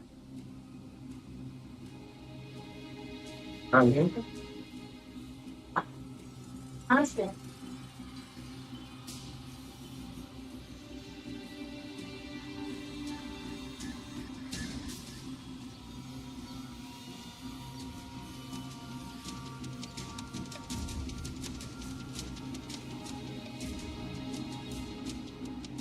Bye-bye.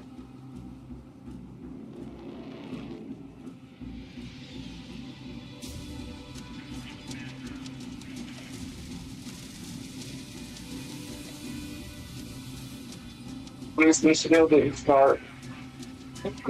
Fast, bro. Strange incident. Couldn't move on that. Point they're doing this shit on purpose.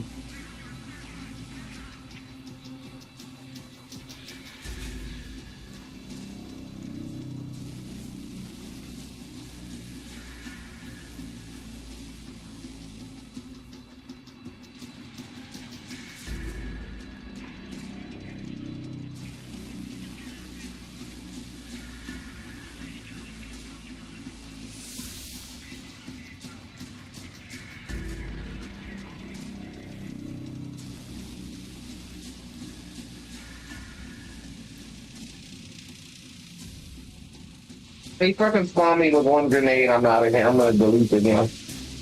Please, too.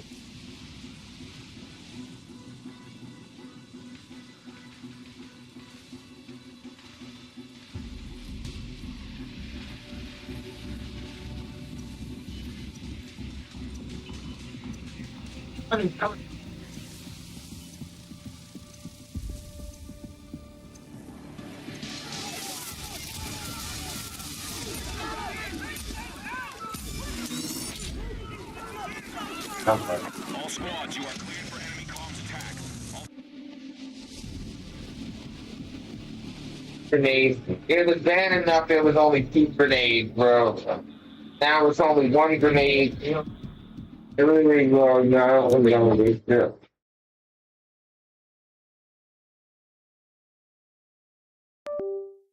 I don't feel the bad to me.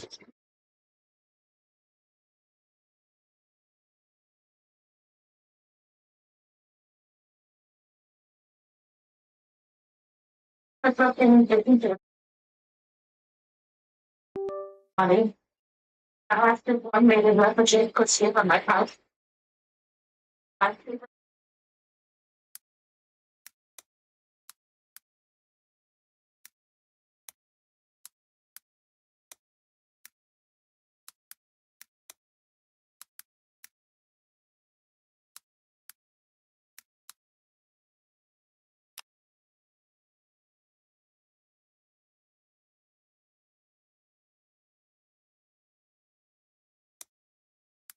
I mean,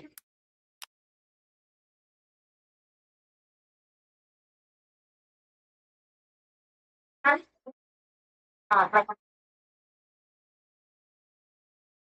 it's rather emotionally.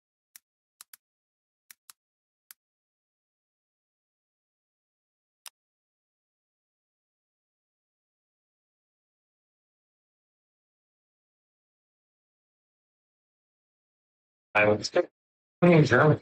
Oh yeah, that's not really good stuff.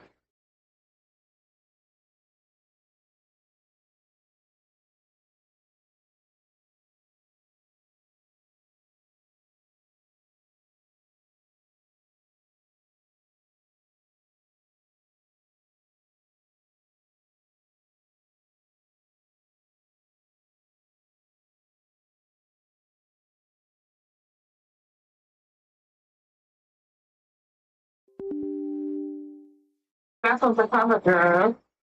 I was like, that's on the Republican nominees, girl. Barack Obama saw the cover photo because I ran into Barack at the time and I found it wrong and like, well, everything recessive.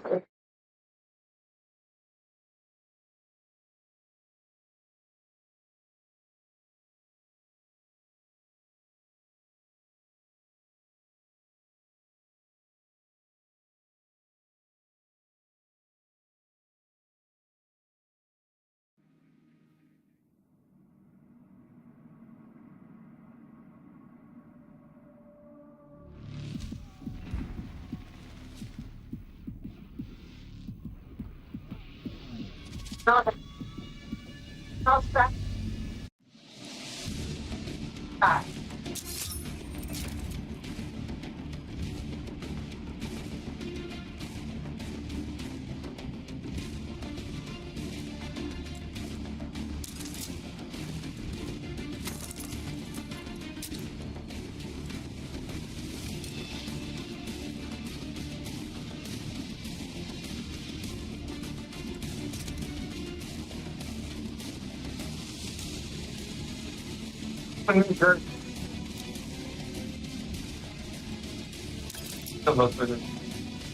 To the side of evil. Both nominations were announced this week, honoring his death. What is it?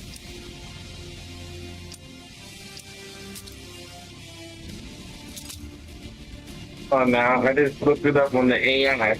Maybe there's still hope. Maybe there's still hope. Okay.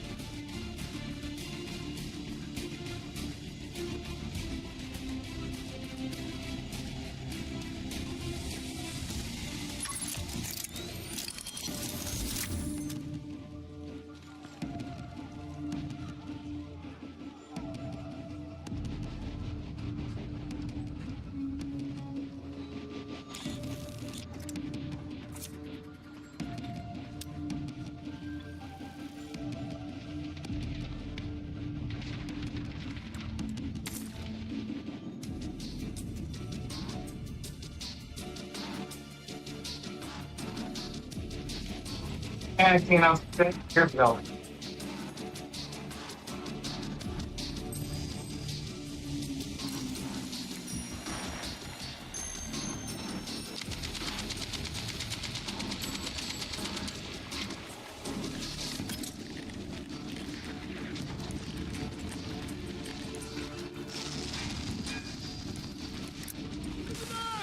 All squads, we need a full shutdown on enemy. Oh my God, hold on, I see. Move to attack the marked objective. Okay, no? Hold on, there might be. We've armed explosives on Alpha. Oh, there might be both threats. Let's see about it.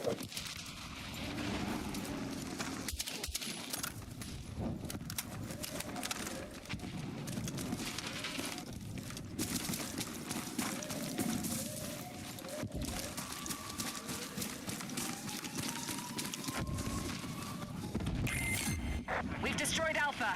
Good work.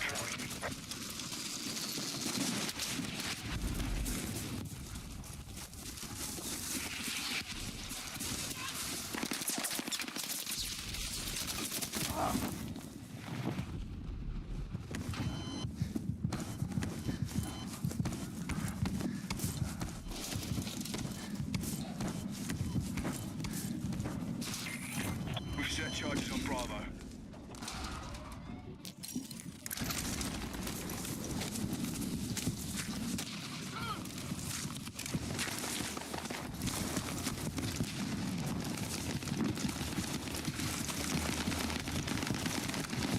Sit reps of losses coming in. Watch your backs. The enemy has disarmed our charges on Bravo. No.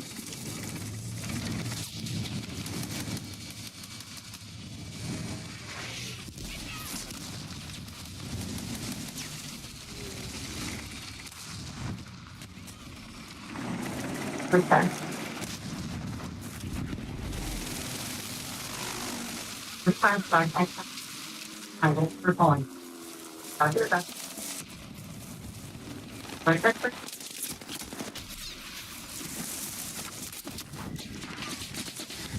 I keep watching it. My mother is funny. Somehow it's like a time watch music.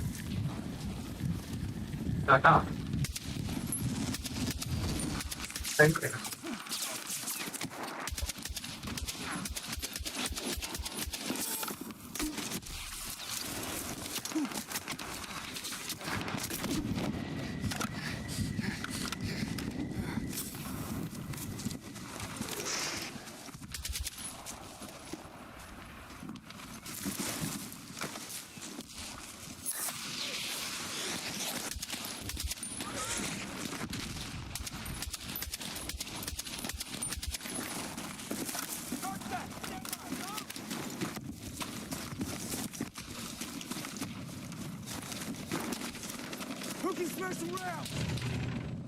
We're tracking you outside the AO. Get back.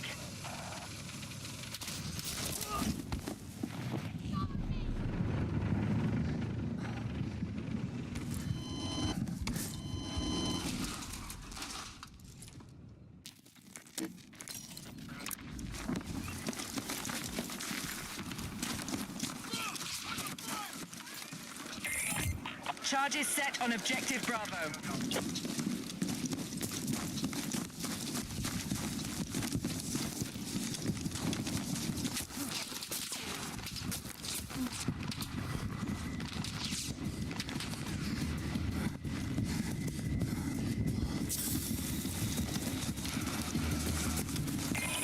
The enemy has disarmed our charges on objective Bravo.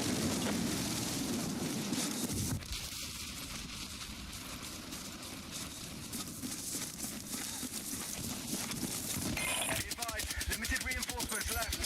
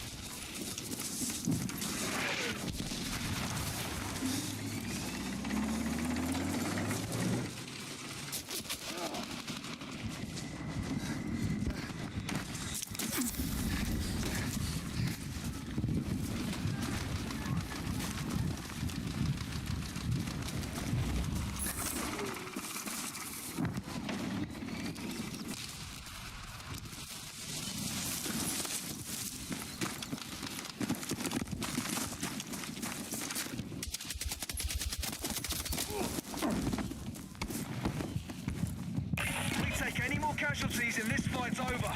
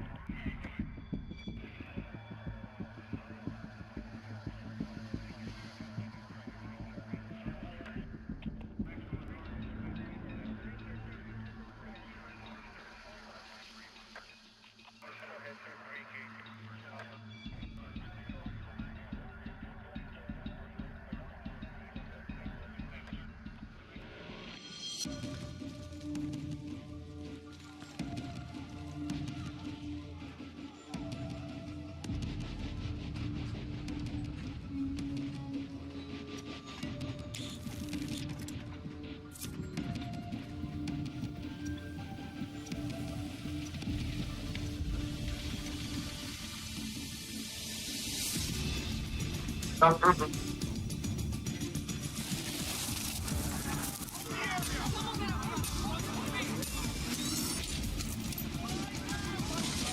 advised, hostile attack is imminent.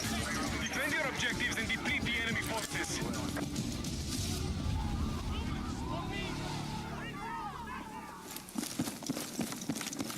They're actually... Okay, team, there's a hostile vehicle operating north of your current position. Be advised. Enemy attack is underway on Bravo. We need to defend the Marco.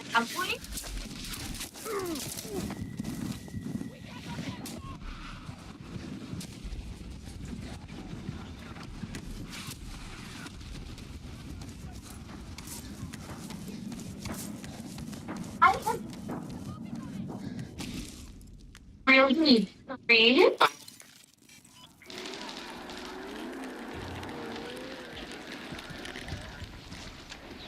Aircraft fueled and ready. Pilots are clear to engage. Okay,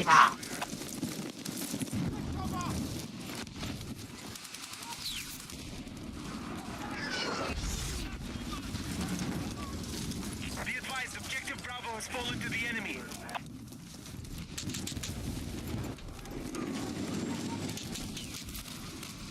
including.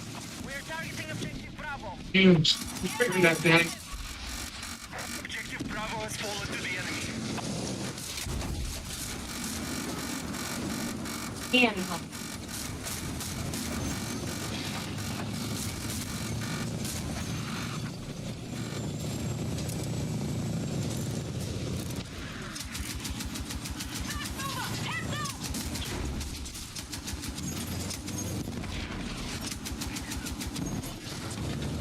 Sure, yeah. Objective Alpha is under control.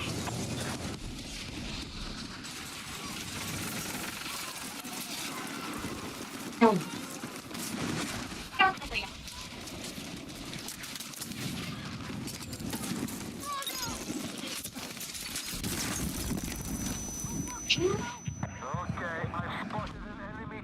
아버지랑 주인데? 아, 같이 재미졌고.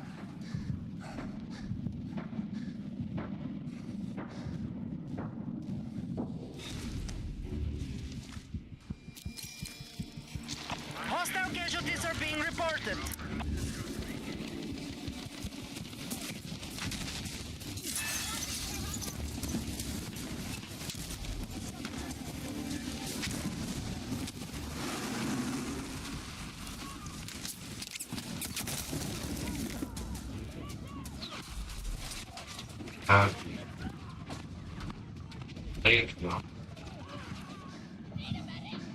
Need to know, does it still fine?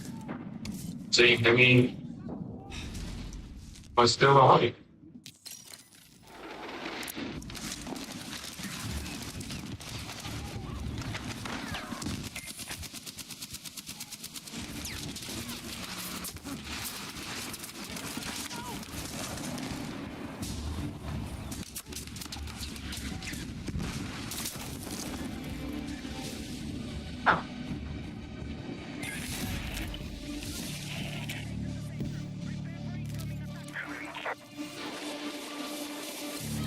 You have to use the muscle. What have to temporarily nasty. Just like texting. 1, 3, 2, 1. Suplex complete. Joys and muscle. Combination of pack ingredient. Bounce. 100% drug-free ingredients. That have clinical studies. Telling you. Drink you want to get your complimentary sample of new is the Suplex complete. Now, Suplex pain cream for peanut butter. Aches and sore muscles absolutely free.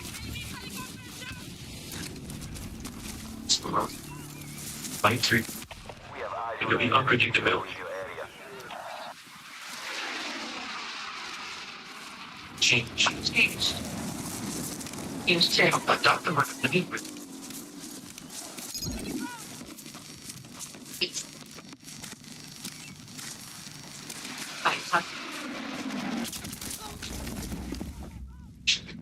We need defensive support on the marked objective.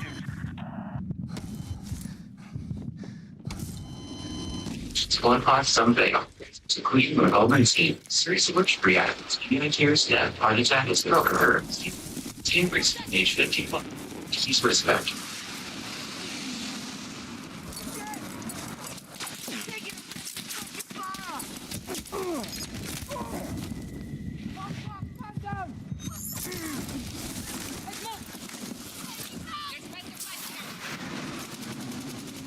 Alright, we have secured objective Alpha.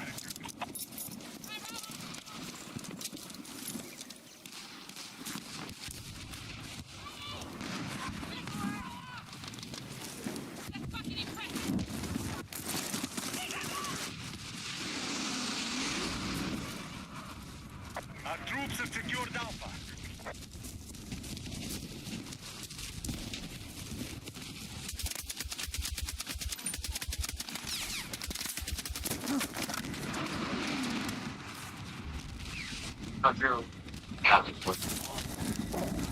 Have its threats. Not prepared. I just fight wildlife.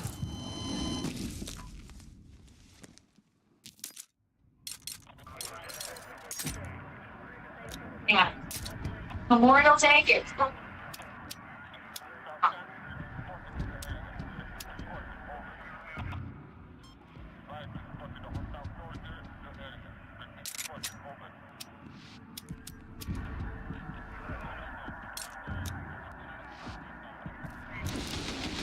There's a hostile vehicle operating north of your current position. Defensive position is needed on the marked objective.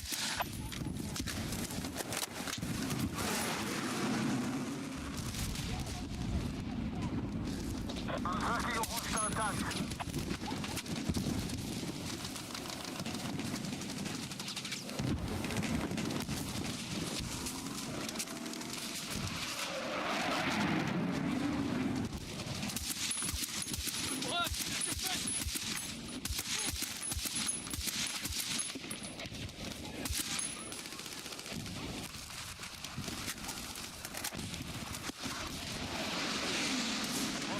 Attacking objective Bravo.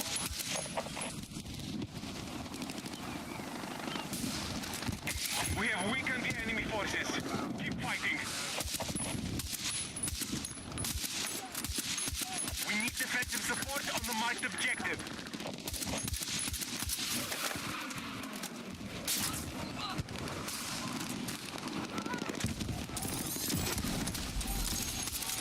Our troops have lost objective Alpha.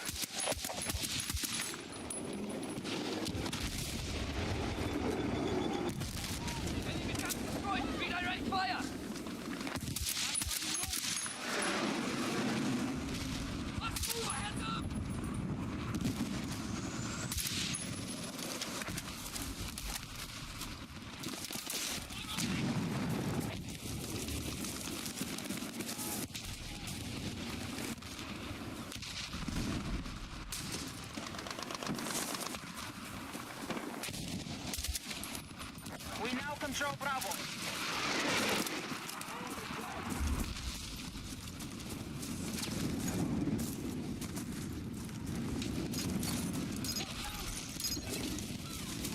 I've spotted a hostile MC in our mission area.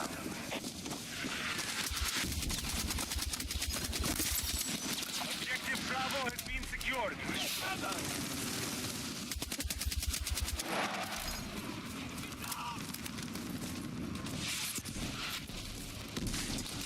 Try frag!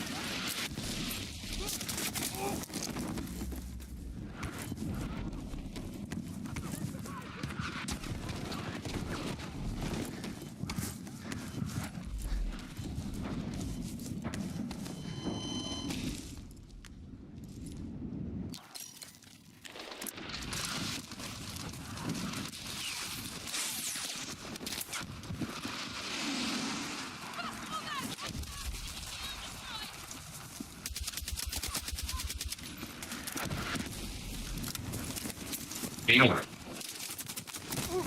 Island Railroad gunman has been allowed to conduct his own defense. Constitution will prove unreasonable death that Colin Ferguson on the evening of December 7, 1993, a 9mm handgun indiscriminately 25 past Island Railroad. See that the evidence of his guilt enormous crime. Ferguson, your opening statement, please.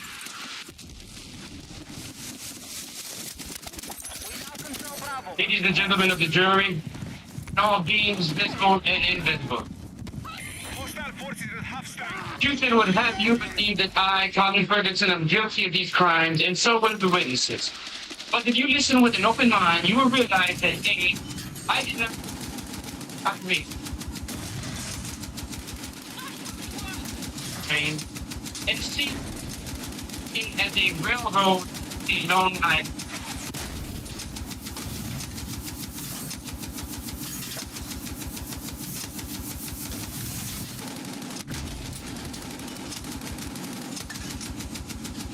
And the marksman.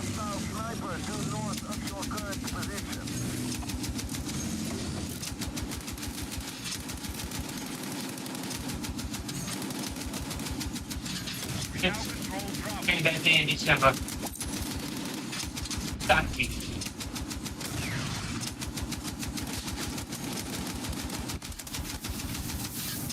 Here you guys, shot. And shot.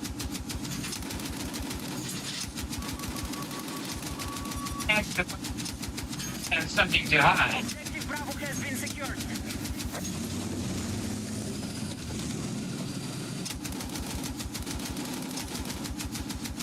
80 pounds, and right now he's wearing a brown suit.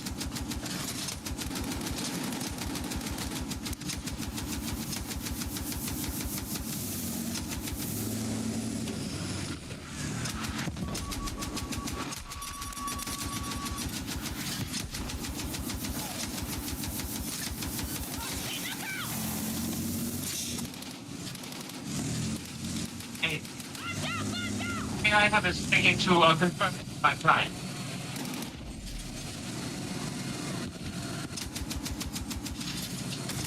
The enemy have nearly expended all reinforcements.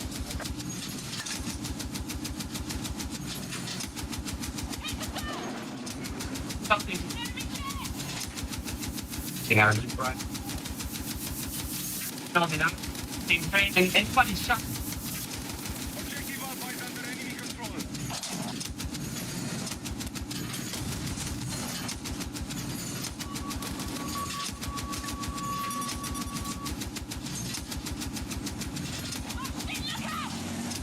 We now control Bravo. That day on a long time rail.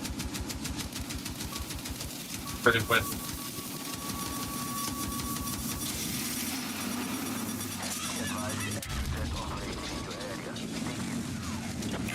And attack them. The enemy have almost expended all reserves. Getting the train before this.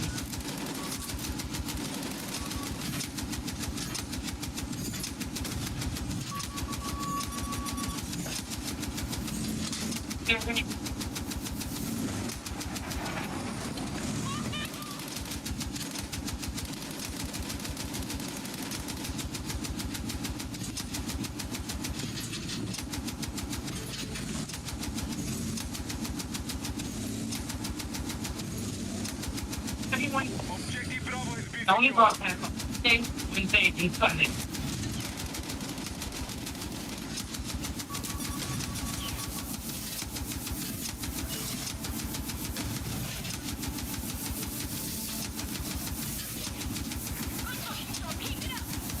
John, I have another question for it. I know some people.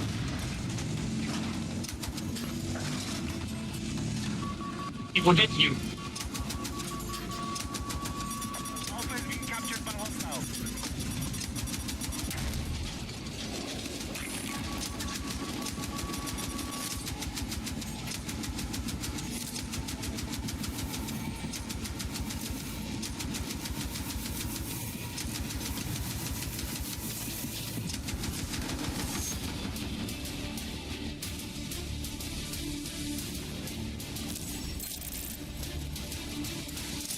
Donald, who was the man that shot those people on that day on the train?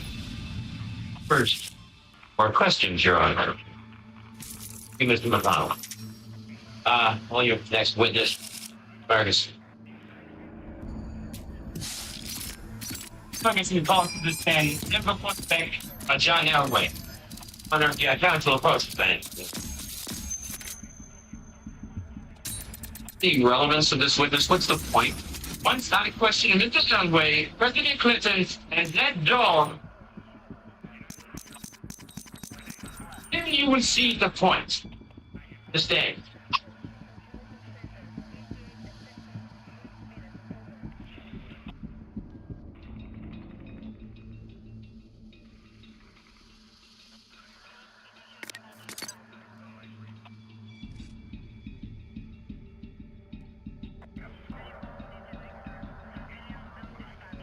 I have the new lawyer, Alvin Ferguson.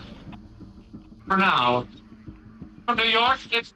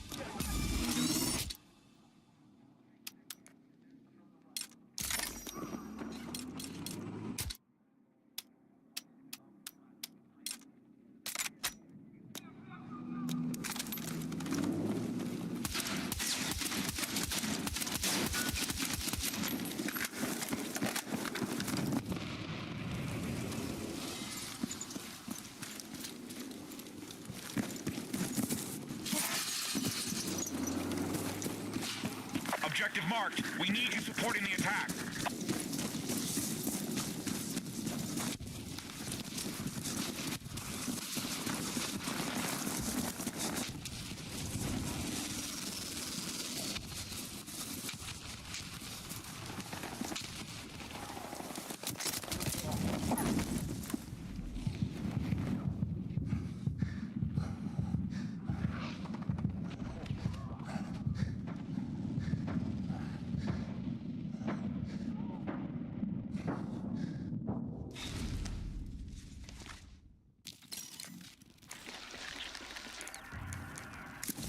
Back in hosting Night Live, I hope years ago in 1980, and apparently made session of break.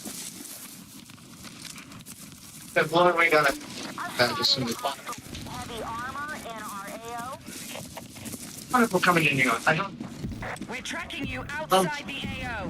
I especially love Empire State Building split up, and it always reminds me of King Kong, because King Kong is my favorite monster movie, if not my favorite movie of all time. Now I'll get back to that in a minute. I have held a lot of different jobs. I like all of them. I Illinois State Unemployment Compensation Board behind the comments too. We made $60. Made $50. They only had to come a week. Set charges on Alpha. About a week to figure that out. So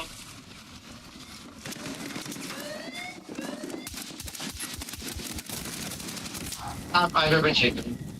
I always had to go through the orientation program, the problems you expect to face your first day on the job. Now, invariably, first day on the job, the problem you face was entirely different than what's ever covered in the orientation program. Now to get back to King Kong. Under the night, King Kong behind the outside of the first night, new guard. He gone through.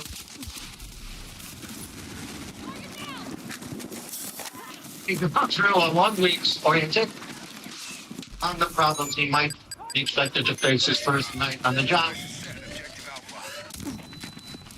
Something like.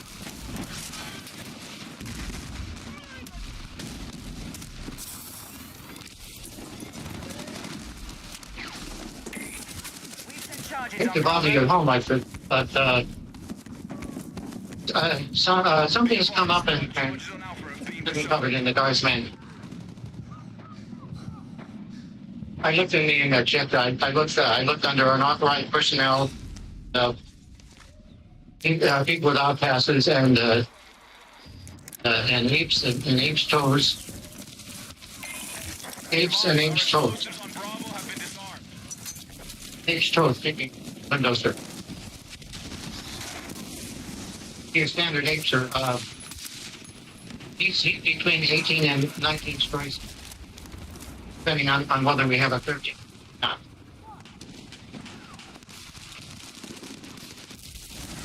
It's chick. I yelled at his feet. I said, "You, you're going to have to leave." I think on their feet, so I went to the broom closet. Find number it was it. Folks around, yes, sir, Ken. Start banging on the toes with, but there are all these planes flying around his head, and they're shooting at him. He's just kind of squashing it, you know. Try hitting it in the face with it. Well, I was going to take the elevator up to his head, sir, but my jurisdiction only extends to his name. You don't care what I do, just get the ape off the building. Does this could complicate things a little, sir? He came by here. He was carrying a woman. Thankfully, so I down that she's one of the cleaning. Now the report on it. Yes, sir. I don't think I can cover it up, no, sir. You know, as I said, the plane she's shooting at him, and they're starting to hit them. On Alpha have been disarmed. You know, people are going to come to work tomorrow morning and they're going to have to walk on the big dead end in the street. Yeah, you know. Get the ape off the building. I have an idea, sir, but I'm supposed to leave our code. So maybe I could smear an ant. Hello? Hello?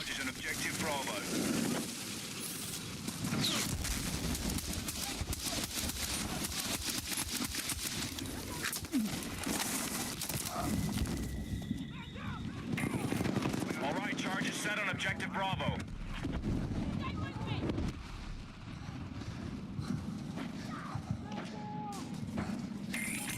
This place is set on objective Alpha.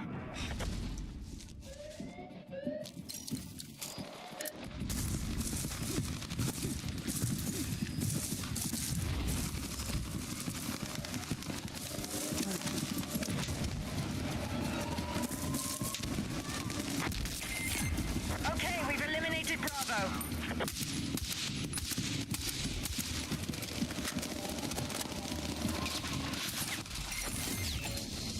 We've taken the sector. Hostiles are retreating. Enemy still present. Hunt them down.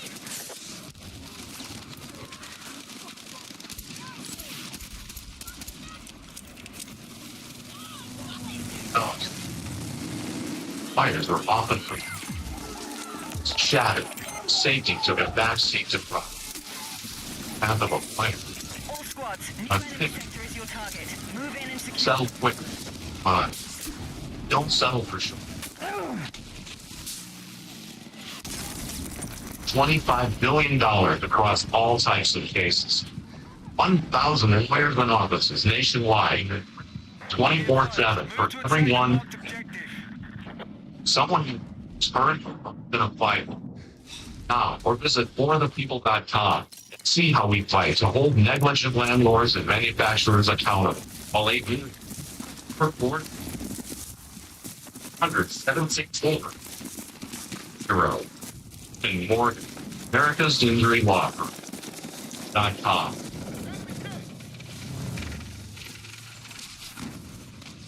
I was like,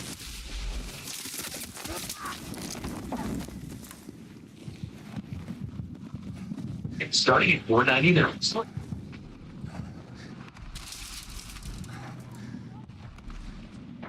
That's anyway.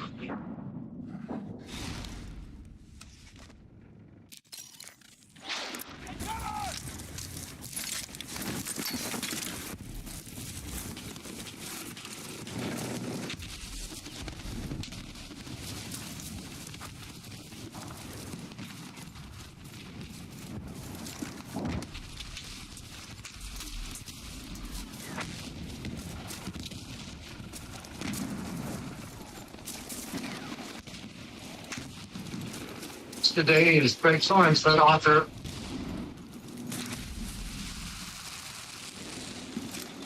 So much as the editor. This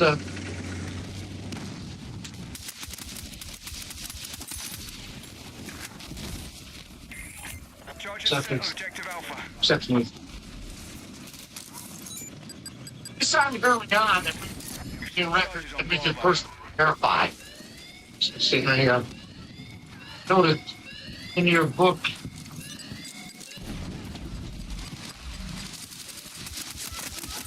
for the one city, 5.5. That record is held by Sorensen, who. Okay. Alpha is destroyed. Target next objective. That's what. Attack support needed on the marked objective. For records, record for hamburgers eaten at one sitting is set on objective 7 by John. I can't verify it, but it sounds impossible. I mean, my brother ate 5.5.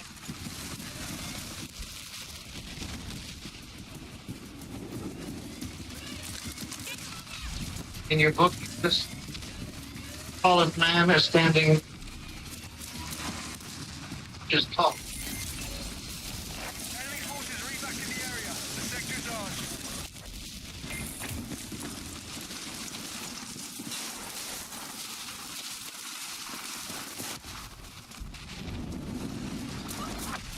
It's true that many professional basketball players are considerably taller than that. Don't get many pro basketball players down there. Let's go. Right, all call signs. Take the sector and keep pushing our attack.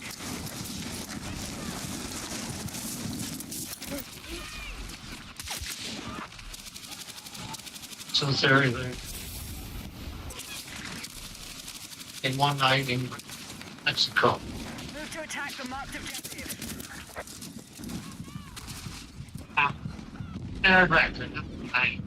My name is Grant. Back to what the world's tallest man. We're not here. I want to hear about one. But the largest export.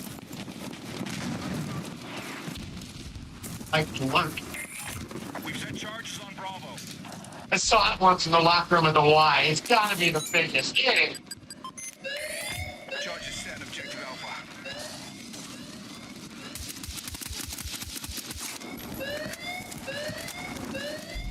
Oh, Van Africa. Oh. Finally, you have been to Charges Objective Bravo have been disarmed. number one place in the world. Explosives armed at Objective Bravo. And also all drinkers, our best beaches, largest seashells, and best murdering animals. Awesome. This is the third place. An airport. When it came through, but you know what? Now I think that that's when I'm updating the book. And it's way too much work. Objective marked. We need you supporting the attack. Sorensen, author of the Sorensen Book of World Records, thank you very much for joining us today. But I'm your host, recommend. Tonight, the electric. And okay.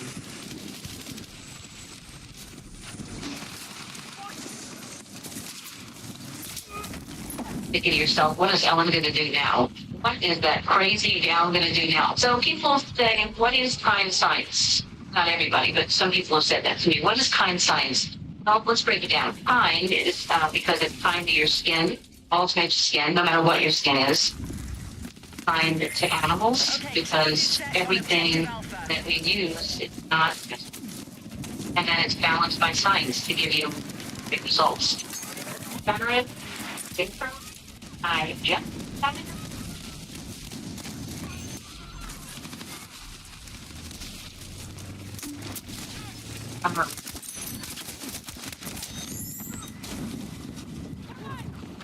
My first step, I get hydrated all the time. We have taken the sector. Hostiles are retreating. Being results. All things science. Sweep the area for all. Thing right now that is going to just go in. Could give you our best physical fighting products in one system. And I really try it because the people trying it are loving it. Very textbook one. All right, attack Again. the next sector and secure the enemy positions. Game changer. They remove the dirt, you got breath.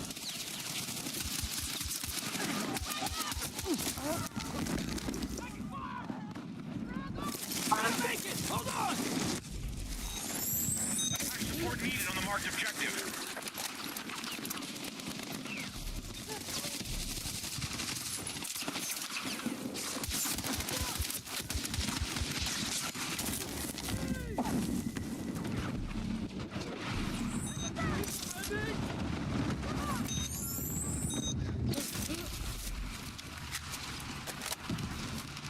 Oh, but I kind of like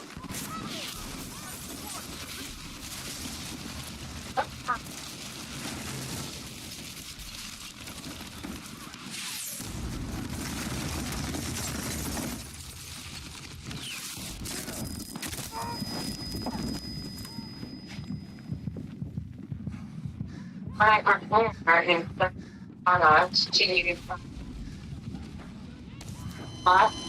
nickel here. Overnight repair for making those fine lines flexible. Scientists line cells. But I don't know if they're on cells or if they're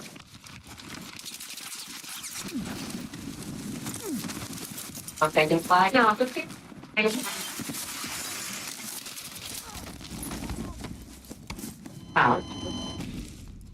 healthy. Here's some exciting news. It's going to be 6 products. It's going to be called the No Fuss is Only Juicer. What each of these individually would be $250. I did the math. Just trust me. But it's $79.95. The introductory wrinkle fighting system. Okay? Then I'm going to give it to you for $59.95. All 6. I know. Believe me, I'm shaking mine. Anyway, today, if you do it, I'm going to give you 2 free gifts. They're going to be gifts, and they're going to be free. You'll get them if you order today. 60 days, money back guarantee, you guys. If you don't like it, you can order 60 days, you can send it right back. How about that? I'm not going to afford it. Like something, but that's how much faith I have. Like it, you love it. And well, they're very good guarantee. And when you're in your 40s and 50s, you take care of our skin now. I'm so happy I discovered these products. If someone is willing to give it a try, in the life of these days, and I think you're going to find products. Don't go over it.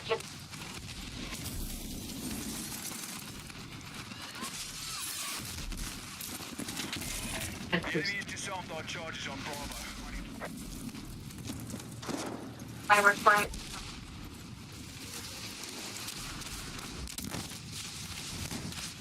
Deal. Move to attack the marked objective. Separately, $150 for all of this. The Kai's Deluxe wrinkle fighting system $9.95. Generous deal, save 25% today. Get this introductory system for just $59.95. Plus 2 free gifts and free shipping. Now, scan the code. Go to TransScience.com or call the number to order right now.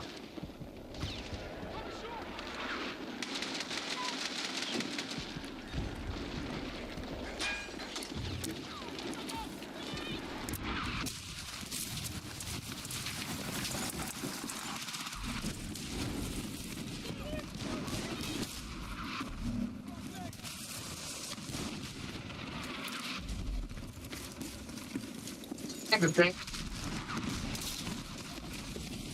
Told you. Time's the answer no.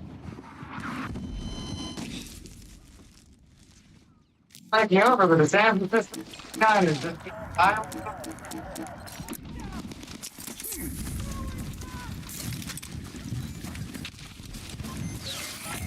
Explosive set on objective Alpha. Okay. With you.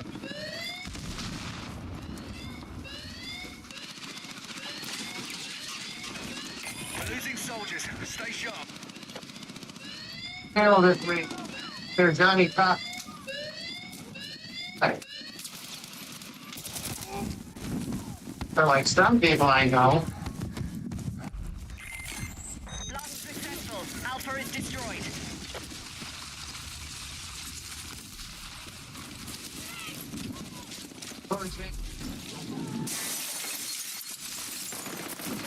Pain for her. Johnny there and left.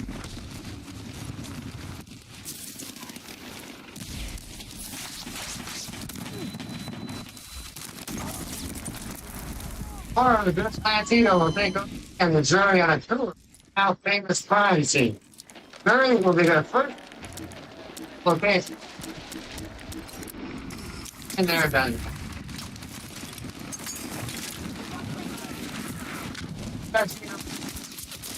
Coverage of the OJ Simpson's going on after a juror with that. Other incident almost made Judge pull the plug once again. Update. That's in that clip. David? Now, what time did you say you arrived at Mr. Simpson's house? At approximately 8 p.m. And that was on June 11th? That's correct. How many pizzas were you delivering? That's 1 pepperoni and 1 cheese. Just. And with the.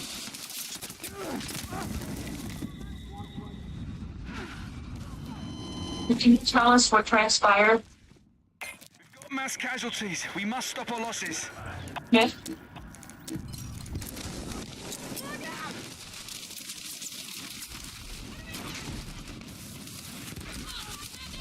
Possibly.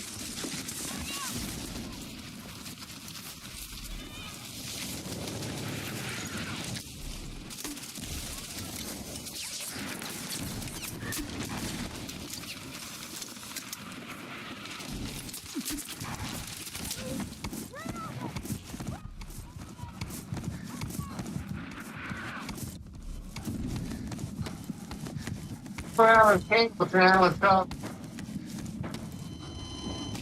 24 hours a day. That's for me. I'm going to show the tyrant out.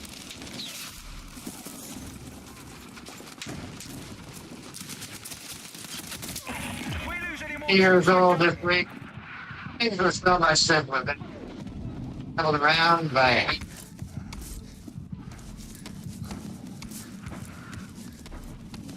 We got one bunch of start. One restaurant to start.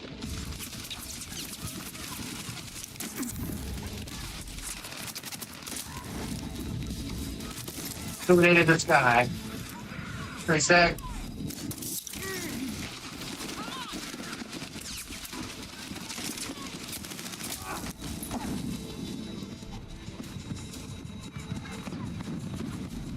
Like weekend update for fun. Hey. Alright. Battlefield gets to stay on my PC, bitch. I'm happy to say. Properties. But there's still grenades. My rant goes arrested. I stand corrected.